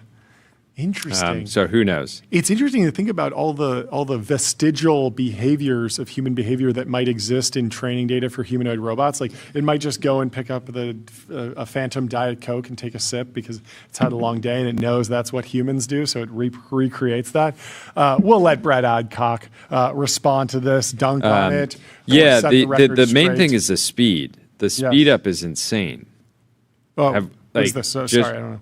Just the robot, how quickly it's moving. Yeah. But because the last version he was talking about the Biden walk going away, and it was still a little like jerky, and this doesn't look jerky at all. This looks very polished, and I don't think we've seen anything at this level. Like Optimus is still a little jerky, and even the Unitree stuff is pretty jerky. That crazy huge Unitree was pretty jerky, and we're all sort of used to that because it doesn't really matter. If I do think getting the job done. I do think they should have allowed some type of like actual live demo so people could go and see the robot saying, hey. Or like a respected journalist in the room or something. I don't know. There's a bunch of ways, but this debate will continue going back and forth with people understanding and debating the capabilities of this technology. But we can come back to that in the future because our next guest is in the waiting room. We have Brandon Hill from Vori, the CEO. I kind of like that. How you doing, Brandon? What's going on? Hey, welcome to the show. Guys. Thanks for having me. We got to ask you, what's your stance on whispering in the office? Have you heard this? All the AI employees, all the startup employees are whispering into their computers to give commands to Claude Code and Codex. Are you in favor of having your office feel like a sales floor, or would you like a quiet library-like environment? I mean, ABC always be closing, right? Like whether you're closing PRs, whether you're closing deals, we want kinesis on the. I love it. I love it. I agree with you. I think it's unanimous. Get used to it. But we're not here to talk about whispering to your computer or screaming at it. We're here to talk about your company. So please give us an introduction on yourself and Vori. Yeah, absolutely, guys. Thanks for having me. My name is Brandon Hill. Yeah. I am the CEO and co-founder of Vori. Yeah. I'm actually a third-generation grocer, just to give you my story. That's amazing. Yeah, my grandparents were in grocery. Cool. My parents met and fell in love in a grocery store and have been in the industry for over 40 years. That's amazing. I went to Stanford University. That's where I met my two co-founders, who are two of my best friends. Yeah. Worked at Google with Trey. Rob was an aerospace engineer at SpaceX under Elon, and then self-driving cars at Lyft. And we're building the operating system, a self-driving operating system for supermarkets. Okay. Right, to basically help them make more money and operate more autonomously. Because as you know, grocery is a paper and pencil industry. Yeah. But it's also $1.5 trillion of the American economy. Yeah. So are you starting with back office, ERP, inventory management, accounting, or are you going to try and replace those automated checkout machines that everyone knows barely work, even though they've been around for decades? It feels like there's opportunity in both. How quickly do you want to focus? Well, you know what's interesting is we found that the alpha is really in automating everything before checkout and after checkout. I can imagine. As you know, there's a bunch of companies that raised hundreds of millions of dollars trying to do the just walk out Amazon model. Yeah. The unintuitive thing is, what we're surprised by is it actually turns out building inventory, automating pricing, helping grocery stores market their products to their customers. Yeah. Everything before and after is really where that's where the economics are, and that's where the grocery stores have the most need and willing to spend money. Yeah. So that's what we do. We happen to have a sleek, modern checkout on the front end. Yeah. But it's about connecting everything in the store end to end. Okay, automating pricing in a store. There's, the price of oil's going up. There's inflation. There's all sorts of different prices that are changing all day long. The price of milk fluctuates day to day. You mentioned a paper and pencil industry. I imagine that at some point, a store manager gets a spreadsheet or an email or some sort of notification that a price needs to be changed, and then they have to print out a new label. Is that how it works? And then how will it work in the future? So there's the old way and the new way. Yeah. In the old world, imagine a supermarket which has 100,000 products. Whereas a grocery store, a restaurant might have 50, 100 menu items. Yeah. Grocery store has 50, 100,000 SKUs. Yeah. They're accepting dozens of payment types. Yeah. Right. They have hundreds of employees, and they might do more in sales than a restaurant or like a donut shop or a coffee shop might do in a month or a year. Yeah. In terms of overall volume. Yeah. So the complexity of solving the problem is really hard. Now today, the state of the art, if you could believe it, is you have a pricing coordinator, like named Judy. She has her bifocals on. She receives an invoice from the supplier. She's looking at it with her bare eyeballs, going through line by line with a ruler and highlighter to figure out if milk and bok choy and ketchup and cereal have gotten more expensive today versus last week.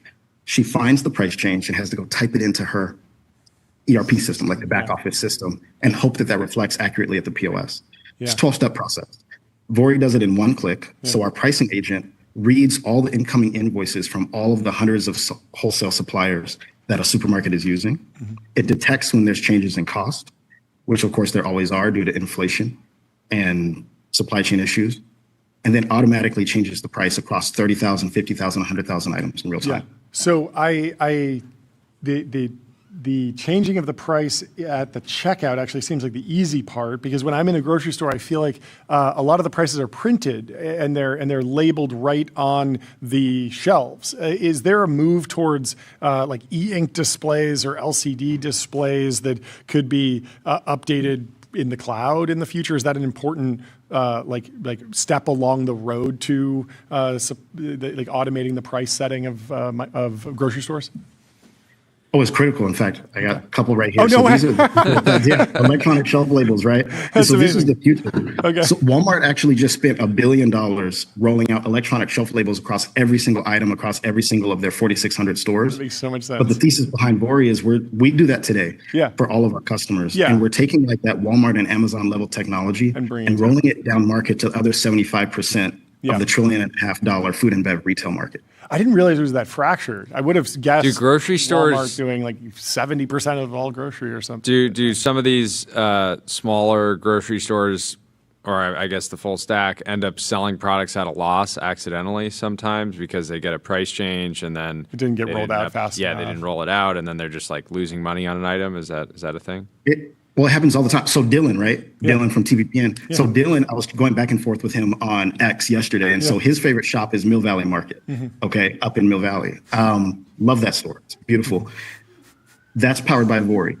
Before we went in that store, and Ryan, the owner, will tell you, yes, they were mispricing items here and there, and they were losing margin. We go in, we find 5 points of gross margin sitting on the table with our, and give it back to them, put it back in their pockets with our automated pricing. Take it out of our pocket. Take it out of Dylan's pocket and put it in the store owner's pocket. I like this. Hey, I'm pro-competition. I'm pro-America. That means I'm pro-small business, right? Just trying to help them succeed. No, Dylan's doing fine. But yeah, it's just funny to frame it that way. The price of bok choy is going up. Yeah, good luck, Dylan. Get ready to pay through the nose for your bok choy. Tell us about the round. How much did you raise? What happened? Yes, so we raised $22 million to.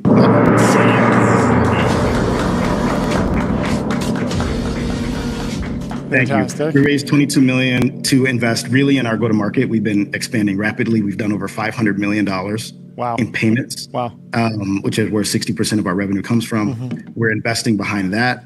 Advancing our product, releasing more agents for the store to do more work to help them be more competitive against big box stores, and investing behind our deployment team to help install this hardware and software and complex payment system into more grocery stores across the country. So we're super excited. That's amazing. Well, congrats.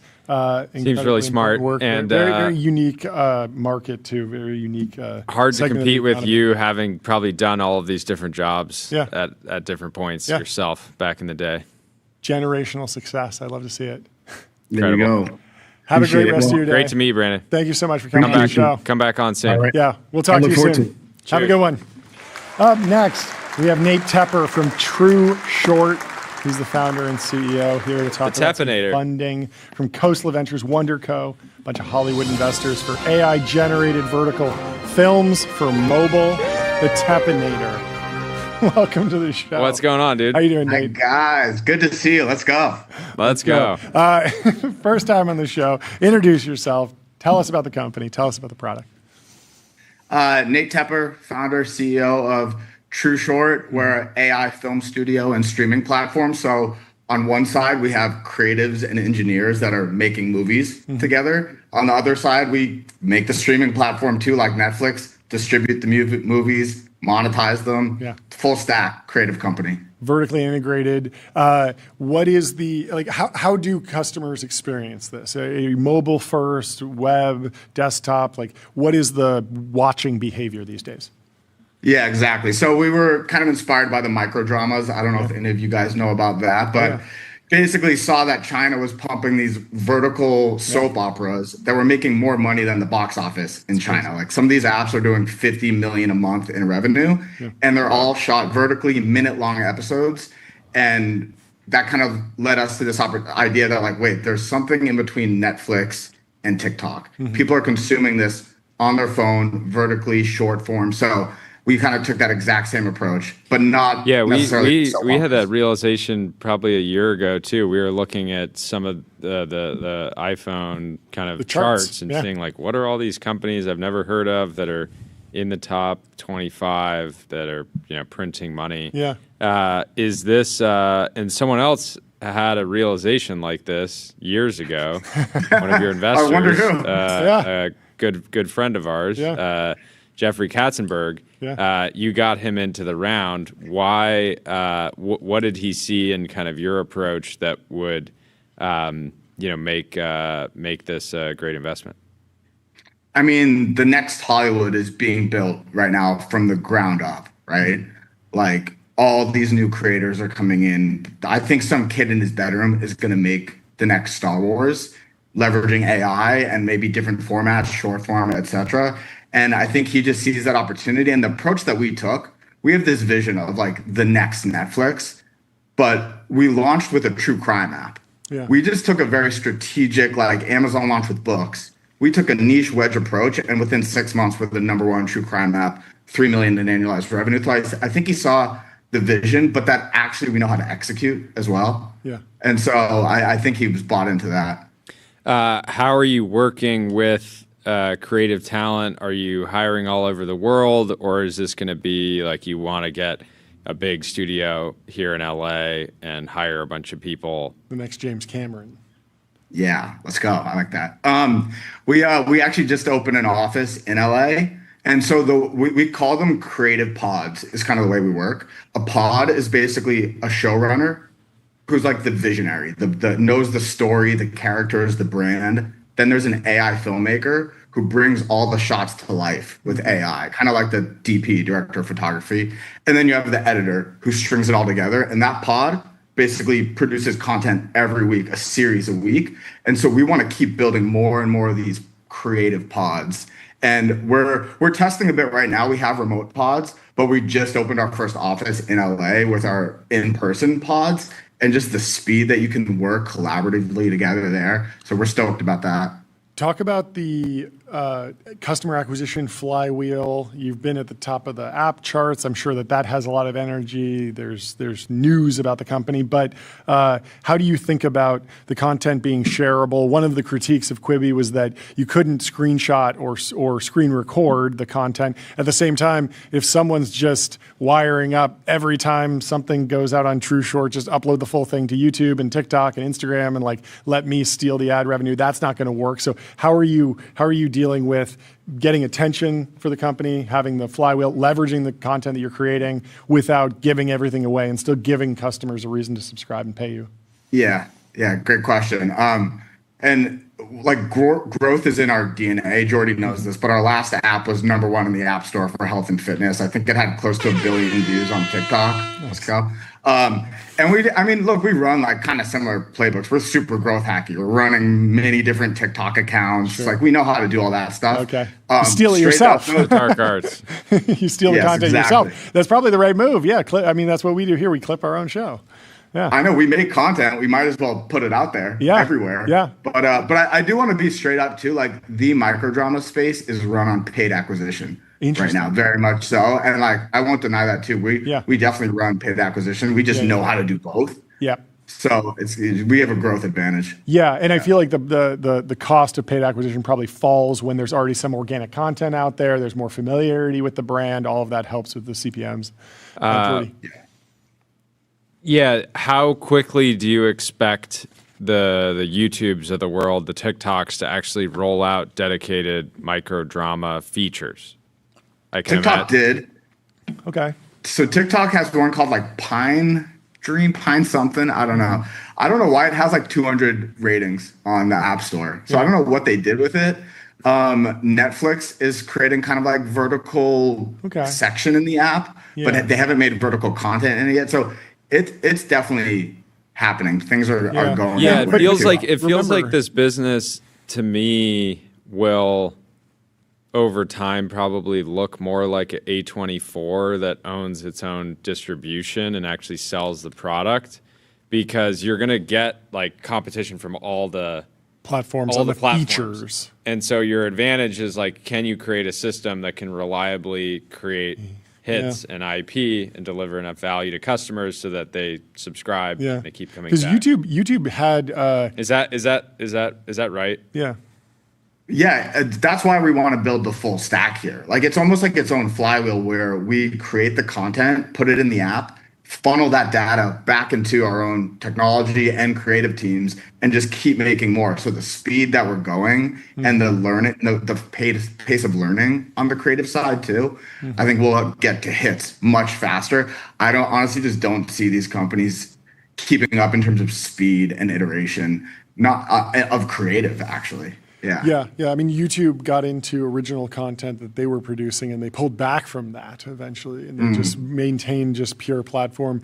Netflix obviously does productions, but a lot of that is done with other studios, and then they just buy or license the actual end product. So yeah, the vertically integrated approach. Yeah, I think the key will be creating a setup where a pod can make more money like building on True Short than they can by just going and setting up their own kind of YouTube account. I'm curious in general. Like part of what I'm thinking about is like there's about to be 1 million filmmakers. Like I said, some kid in his bedroom is gonna make the next Star Wars. Where is that gonna be distributed? Like, is it YouTube? Is it Netflix? Is it True Short? I think we're gonna see emerging films, which is already happening, that are actually high quality that people want to watch. Where are people going to watch them? I don't know yet. I think we'll see some stuff over there as well. How are you thinking about episode length and number of episodes? What have you actually tested? It feels like the base case is like a 2-minute episode, maybe 10 episodes per story. Is that roughly correct? And then like, do you think there'll be wide variation, like we see a 90-minute movie and then a 3-hour epic from Nolan every once in a while? Like where do you see the dials turning? Yeah, I mean, I actually view this microdrama space and what we're doing as like separate from theatrical, even separate from Netflix. Yeah. The way people consume it is different too. It's like they open this stuff when they're bored on the subway, right? And so it's actually, if you still want to go watch a full 2-hour length movie, you're going to go watch that on Netflix or go to the theater. That will still exist until these become good enough that they're distributed there. But and so for now though, we're focused on these like kind of niche genre 1 to 2 minute long episodes, mini episodes per series, and like getting a flywheel going around that. What is the? Do you feel like you have hit IP yet? Something that you'll invest, $20 million into a specific like series over time yet, or are you still just like taking shots, getting base hits, doubles, etc.? So I do intuitively. We're launching it later this month.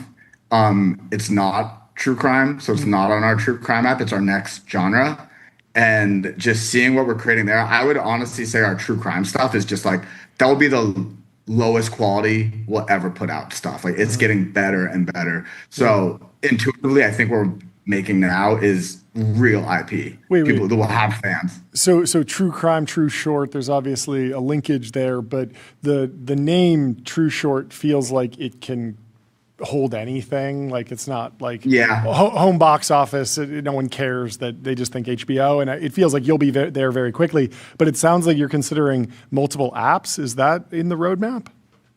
I don't want to say too much yet about exactly what direction, because we're still discussing it. But what I will say is like there are a lot of opportunities now around niche genres. Yeah. What about? I think that's interesting. What about like pseudo or semi user-generated content? HBO, you need an agent. It's an incredibly high bar to get your media product, your movie or show on HBO. Amazon Prime sort of has a self-publishing route if you're really creative. And Kindle self-publishing, you can publish a book without any. I think it needs to meet standards, but it doesn't necessarily. It's like an App Store review, not. It's maybe just one notch above YouTube to publish on the Amazon suite of products. How are you thinking about engaging like that the next James Cameron who isn't in LA and didn't have a great resume but created a great product and you could monetize it for them? Have you thought about that? Yeah, I mean, you nailed it. Like that was the original vision, was like, let's be the distribution for these million filmmakers that are coming, and curation and taste is going to be really important, things like that. But we quickly learned and just realized that out of those million filmmakers, a lot of it will be slop, and it's still the earliest days. And we also learned from the micro dramas that there's a formula, especially for winning in the beginning. So we're like, let's own it, let's learn it ourselves, let's build it right now, and we can take this. We could probably take this to $1 billion company just as our own team moving fast. But I do think the big vision, like I said, is how do you find the next James Cameron? Where is he putting his stuff? That's really exciting. Favorite song to play on the guitar? Well, we have 30 seconds left. Do you want to use the opportunity to do a quick solo, or your guitar? Dude, I knew you were going to ask me to do that. No, but I will plug. Check out my band Pink Roses on Spotify. If you know Dave Fontenot, it's my bandmate. Let's go. Amazing! Yeah, we had Dave on the show. They've had this crazy side quest of being rock stars. Amazing. It's amazing. Well, it has millions of streams. You like it? Well, congratulations on the round. I don't know if we hit the gong. Hit it again. Boom. Let's go. Great to see you, Nate. We'll talk to you soon. Make a micro drama about Tyler the intern's life at TBPN. Niche. Can we use his likeness?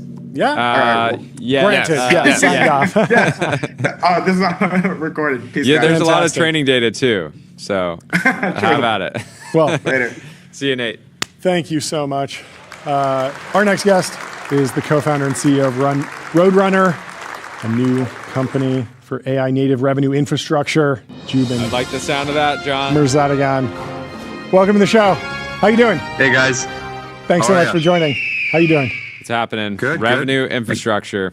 I love revenue and I love infrastructure. Yeah. We talked a couple years ago, but for those who don't know you, please introduce yourself and the company.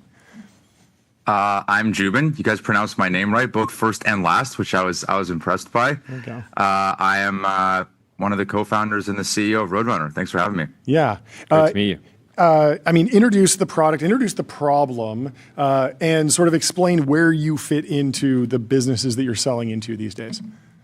Sure. So the backstory is that we incubated the company at Kleiner Perkins. The reason that we did it was because I run a group of CIOs here that meet twice a year, and over the course of several dinners, they basically told me it's the most broken problem inside their company. And I actually didn't believe them because I was like, there's no way this has not been a solved problem.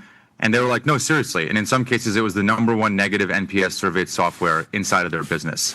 I come from sales, so I've been the consumer of this problem. And I'm like, okay, I understand the problem. So we did a full market map, looked at every company, ended up not finding anything, and so decided to do it ourselves. So you said that the existing solutions were low NPS. Was the market also highly fragmented? That's often like the Keith Raboy lens that he likes to look at, both low NPS and, because if it's low NPS, but there's just one monopolist, it might not be a good business opportunity. But what was that market map? How dense was it? Yeah, so I think the mother of all tailwinds for us right now, which is the challenge that every incumbent is going through, is that every 10 years there's a new CPQ vendor that comes alive. And the reason for that is because about every 10 years there's a new technology shift that happens. We went from software to SaaS. That became a subscription-based billing. Then we went from SaaS to AI. AI is very likely going to be a usage or consumption-based billing. Every time that happens and there's a new pricing pressure that comes onto a business or a pricing model, you need somebody that can actually price. Like if you're a rep trying to do a deal, you need to be able to price that deal. If the data models with the incumbents were not built to be able to actually price those deals, you're screwed. So every 10 years, we have a new technology shift. Every 10 years, that puts a bunch of pressure on pricing models. And every 10 years, you need to be able to actually get quotes out the door, leveraging those new pricing models. And so I think in our case, we are the beneficiaries of that. What is the sales process like? Because you mentioned the CIOs, the chief information officers. They feel like they have an incredible amount of leverage over the decision of what platform to use, but then the end user is different. So can you sort of walk through the actual user journey a little bit? Yeah. I would say the two primary personas are CIOs, who are the ones that are responsible for delivering software to an organization, and CROs, who are the ones that are responsible for getting deals done inside of an organization, and the underlying software that they're using is just fundamentally broken. Yeah. So those are like the two people that really matter. The unique thing about this problem is that there's many hands in the cookie jar, which is why it's like a unique problem for a startup to go solve, because you have deals desk and RevOps and finance and sales and IT, all of these folks touch this business process. Yeah. And so it's actually quite difficult both to build, because you have to build for all of these personas, and sell, because you have to get all of these people kind of on board with you. Even if you can get all of that done, then you have to convince them that running one of their most important production systems onto an early stage startup makes sense. And so I think that's like kind of the hill that we I guess that we have the honor of climbing. Jordy? Yeah, just you're like, I'm pretty good at sales. Why don't I sell something that requires buy-in from every part of the organization? Yeah. No, it's a great challenge, but it seemingly will be incredibly sticky once you get everyone bought in. Where is AI good at this out of the box? Where are foundation models or open source useful versus like you got to go build a harness, or you got to go write some SaaS on top of it, or get some of your own data and fine tune it? Like, where are we on the frontier of like this problem being solved end to end by AI? Yeah. So during the Series A fundraise, the hottest question was, why won't Anthropic eat you, basically? And my general point of view is, if they go after this, we're all screwed. Like, we might as well put all of our money and all of our eggs inside of the Anthropic basket, because this feels like the most esoteric problem that you could possibly go after. I think the unique thing about this is, you know, at least at KP, we invested early in companies like Windsurf and Harvey, and we saw what happened when you can point these models at structured and unstructured text in nature. And anytime you can do that, the models are very, very good at reasoning with them. And CPQ is a very similar problem. You have price books, approvals, volume-based discounting. All of these rules sit somewhere, and the models are very good at reasoning with them. The challenge for us, I think, like where our kind of secret sauce is that you need to be able to have this agent architecture, call it at the header. Then on the y-axis, you have a bunch of policy engines that are enforcing a probabilistic system through a deterministic engine. That sits on top of a data model that has to be flexible enough for the pricing models of today and in the future. So the combination of those three things is really our secret sauce. And then obviously, I think the problems that many of these kind of bleeding edge enterprise AI agent companies are running into is like, how do you get an agent to work predictably with the harness around it inside of a large enterprise, doing something where if we go down, like, we get sued. Like, you can't get quotes out the door. And so you can't not get it right. And so I think, you know, in many ways, we are tackling probably one of the more bleeding edge agent problems in the enterprise. And that's really where we live, is in the enterprise. Awesome. Tell us about the round. How much did you raise? I want to hit the gong.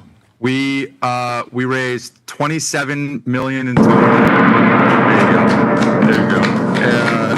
Powerful. We announced the seed from KP, 5.2 mil, and then 22 million from with Founders Fund leading and KP doubling down.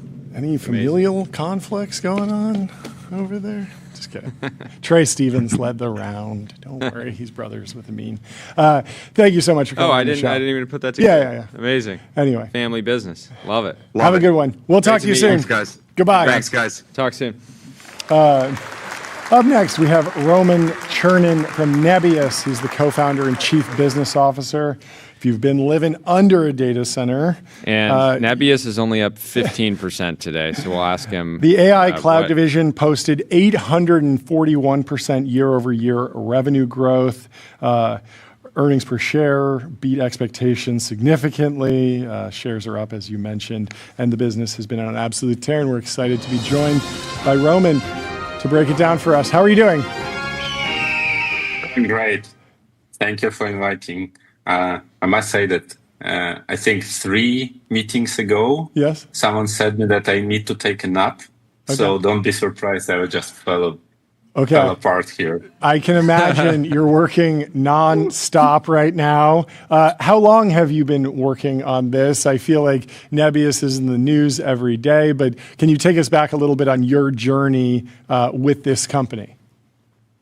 Yeah, so I'm with Nebius from the very beginning, and Nebius officially, in the current shape of the company, exists from summer 2024, so less than 2 years. But we as a team had experience longer than that. Yeah. You maybe know that core team came out from Yandex, which was a large Russian internet company. Yeah.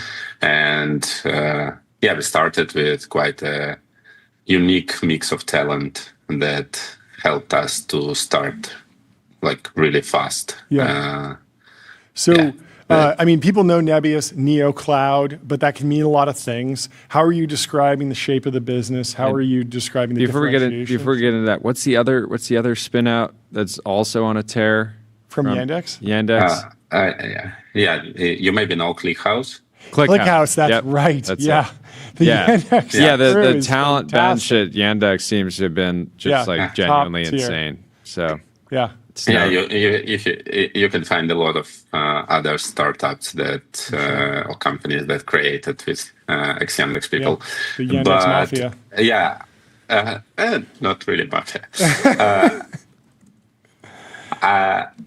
Talking about how we describe our business, I don't really like the word Neo Cloud because I think it's too broad definition of too many companies that do different things. Like someone is doing just really data center business. Someone is doing data center plus renting out hardware. Someone don't own hardware and do kind of marketplace play. We like to say about us that we built vertically integrated full stack AI specialized cloud. So that's what we think we do. And I think that the difference of like Neo Cloud or bare metal compute and cloud is quite significant because it's completely different developer experience, right? So if you need to come and rent a large cluster and wait like 6 months it to be delivered and then sign it for 3 years and run it, probably it's not really real cloud experience, right? In the cloud, you expect more flexibility, faster time to value, more tools that you can use as a developer, more layers of the value. So, yeah. How do you think about lagging edge model inference like load over time? Because a new model comes out, there's an incredible amount of hype, everyone's looking at benchmarks and testing it, and then at a certain point open source catches up, different models sort of commoditize. But if you're an enterprise and you found that GPT-4 is great for scanning your receipts or something, you might leave that capability, that functionality running forever, and you might never need to deploy a smarter model against that problem. And I'm wondering, as we see, skyrocketing frontier revenues, lots of debate over token maxing versus incredible results on the profitability side. How are you trying to understand what's happening with those workloads that have been sort of baked into the economy already? Like the AI diffusion story is done because that capability has been adopted fully. So I think there are, as we see, a few trends, let's say. So first, as you said, open source models are catching up, the frontier models quite fast, probably. I mean, I think that like there is 3-6 months gap, like that we see for the most of the tasks, and we see that a lot of people, a lot of customers, when they come to the scale, so the journey is you start with the frontier model. You want to have the best capabilities to unlock the use case, to see that things working, to start growing. But then when you grow, you may meet the limitations. And first of all, in economics, because at scale, the economics matter. Mm-hmm. And then if you have other capabilities from open source models that can deliver in a particular use case that you already understand, like same or close to same performance and quality for times lower cost, you're actually switching. And it's not easy to switch because you need to cook those models. Nobody uses, obviously, vanilla models. You need to RL, you need to figure out your data, and so on and so forth. But again, if you scaled, you have a lot of value there. And then what you need from infrastructure, where we believe that our value is created, is to help you with that, to lower the barrier to tune those models, and then run those models reliable and cost efficient. And that's the next layers of the offering that we are building. As you look out over the next couple of years or even a decade into the future, which sounds like an infinite amount of time. But on the near and midterm, how are you thinking about semiconductor bottlenecks versus energy bottlenecks? So we've been going back and forth on this. Both are in short supply. What's keeping you up at night? I'm a lucky person. Mm-hmm. I'm more on the product and demand side, and it's a lot of fun. So being the demand guy during the explosion of demand has got to be great. It's the best work. The best work in the world. Yeah. So people hug you, and but no, I think that now, obviously, the physical infrastructure, the even not the energy itself, but getting from greenfield to having data center that works and full of GPUs is actually the big challenge. And the bottlenecks are along all the supply chain, starting from whatever, connecting to the grid or bringing local generation, and all the way to even human power and all the complexity. So I really kind of take my head off from in front of the people who are bringing those gigawatt capacity online, and that's challenging work. Can you? How do you? There's such overwhelming demand and just energy to bring compute online. How do you measure yourself and the team's performance? How do you know whether or not you're doing a truly great job? Right, because people are so desperate that they'll work with a third tier supplier just because it's their only option. You guys have shown, tremendous capability, and so, but then again, it's how do you know if you're actually doing an exceptional job? It's a good question. I think the race is so that you never know are you good enough or not. So you look you're growing, whatever, you're growing 7 times a year or so. Is it good enough? In any normal business, yes, probably it's excellent growth. And you meet your customer and they say, oh, you know what? I grew 7 times in the last 4 months. And you're like, okay, probably we need to move faster. I got to grind harder. But there is another component that I think is people speak less about, which is how you finance all that. So you asked about the bottlenecks in the chips. You asked about the bottleneck to bring physical infrastructure online. But then there is another part.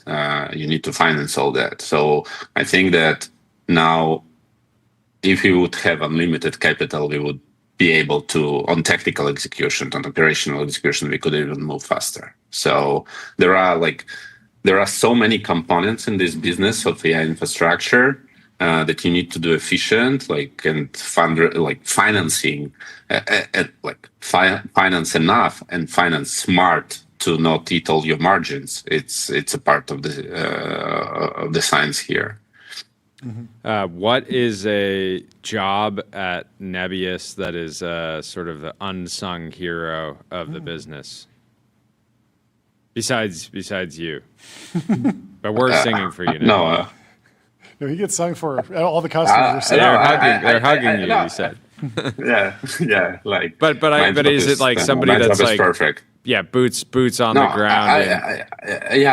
I think that our business is very much like at any cloud business. To be honest, it's post sales. It's post sales business. So like when you sell, you give a promise. People hug you that you allocated capacity to them, and like they happy to start working with you and so on. But then, how you make sure that the customers are happy and things are working, and again, everything is moving so fast. We've got new chips every 3 months. We got new physical data centers every month. We got new customers of the scale that we never saw before every month, and the workloads are changing so fast. And I think that it's not like one role. I think that underappreciated, but in general, delivery in this, and I started with that. It's execution business. It's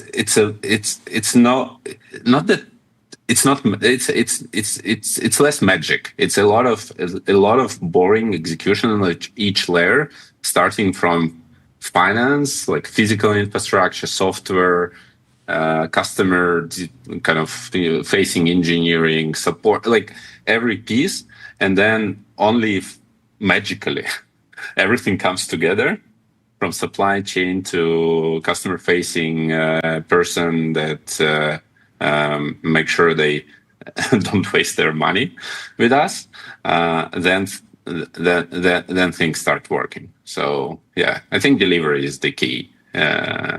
Delivery chain is the key in this business. Post sales. Last question. Can you talk about some of the recent acquisitions and talent moves at Nebius? I'd love to know the philosophy and strategy there. Yeah. The philosophy is very simple. We need to build so many things that we need to move, and we need to move so fast that we're always looking for people who can accelerate us.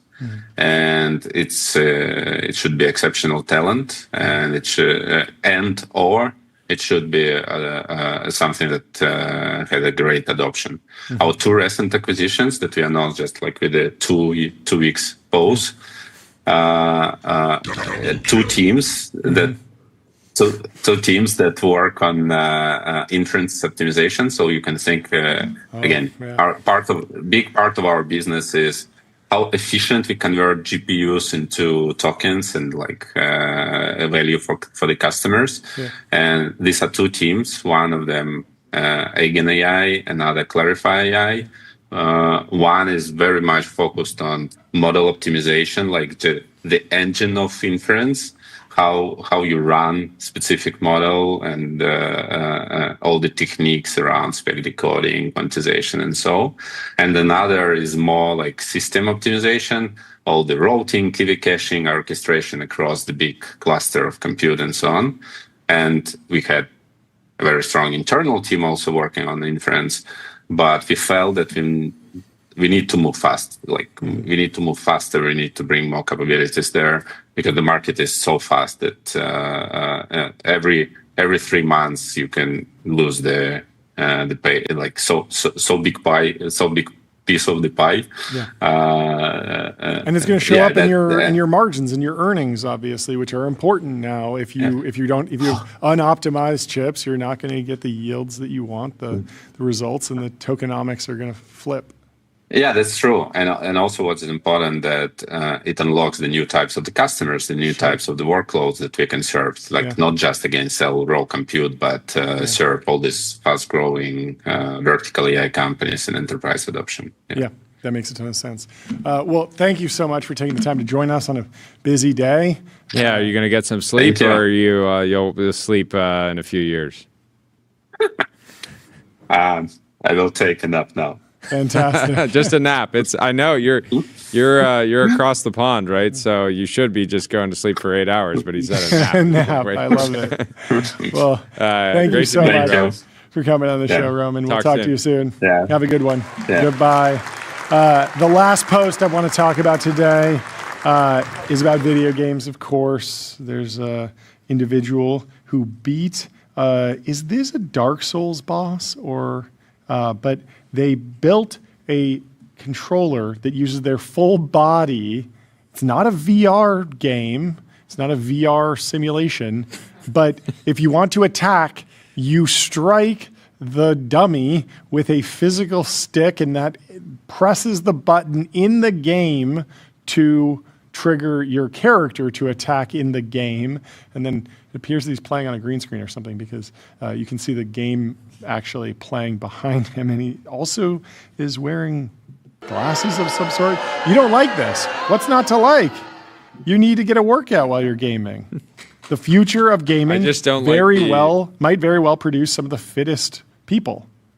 Yeah. I don't like the aesthetics of this. You don't?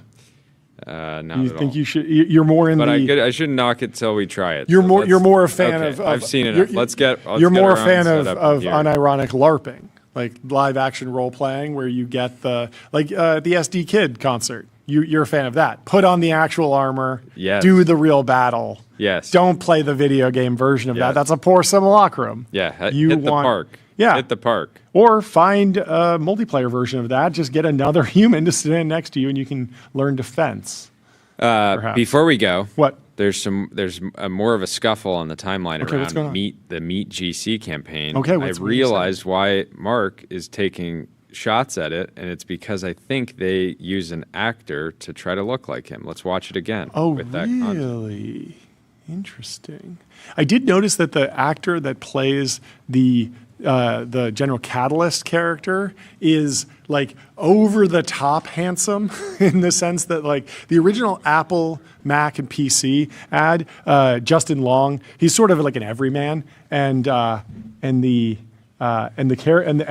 actor who's playing the General Catalyst guy looks like a male model to me. I don't know. You can be the judge of it, but yeah. All I'm saying is I think we got a Drake Kendrick situation on our hands. Brewing. I think the new media team at Andreessen needs to respond. They need to try to dunk on General Catalyst GC. Okay. I want to see a war. Yeah. I want to see it should be a bloodbath. Anyways, demanding acrimony in the tech industry, sowing dissent. Yeah, no, they need to get What about revenge. peace? What about they need to peace? get revenge. Mark says this is a clever inversion of the original Mac vs. PC commercials. This time, clearly intended to make the sponsor appear smarmy and judgmental. Fascinating. So you got rage baited. They rage baited you. You could have just muted this. You could have blocked them. You could have not amplified it. Now it's on everyone's timeline. no, Now people it's war now. because of this. We're going to get a VC content wrap. No one would know what General Catalyst is until now. Now there's a fight and it's working. No, just kidding. It is entertaining though. Very fun. But wait, well, duke it out. Duke it out. It's a good campaign. It's time. I do. Eric Thornberg, Reggie Jane. As a first, that's a matchup there. It is just. I mean, to put aside the war, it is just interesting seeing a produced 30-second, 60-second ad for a venture capital firm. It is sort of a first. I'm just happy to see a non-Vibrio video. The Vibrio meta, that was sort of played out at this point. So we got to go a different direction, and we're going to TV ads. We're going to television, full 30 seconds, highly produced ads running on the Super Bowl on Saturday Night Live. I don't know. When would the VC advertise? Bloomberg, CNBC? I don't know. We got to get on with London. Yes. So we will see you tomorrow. Leave us 5 stars on Apple Podcasts and Spotify. Sign up for the newsletter at tbpn.com, and we will see you tomorrow at 11 a.m. Pacific sharp. We love you. Goodbye. Goodbye.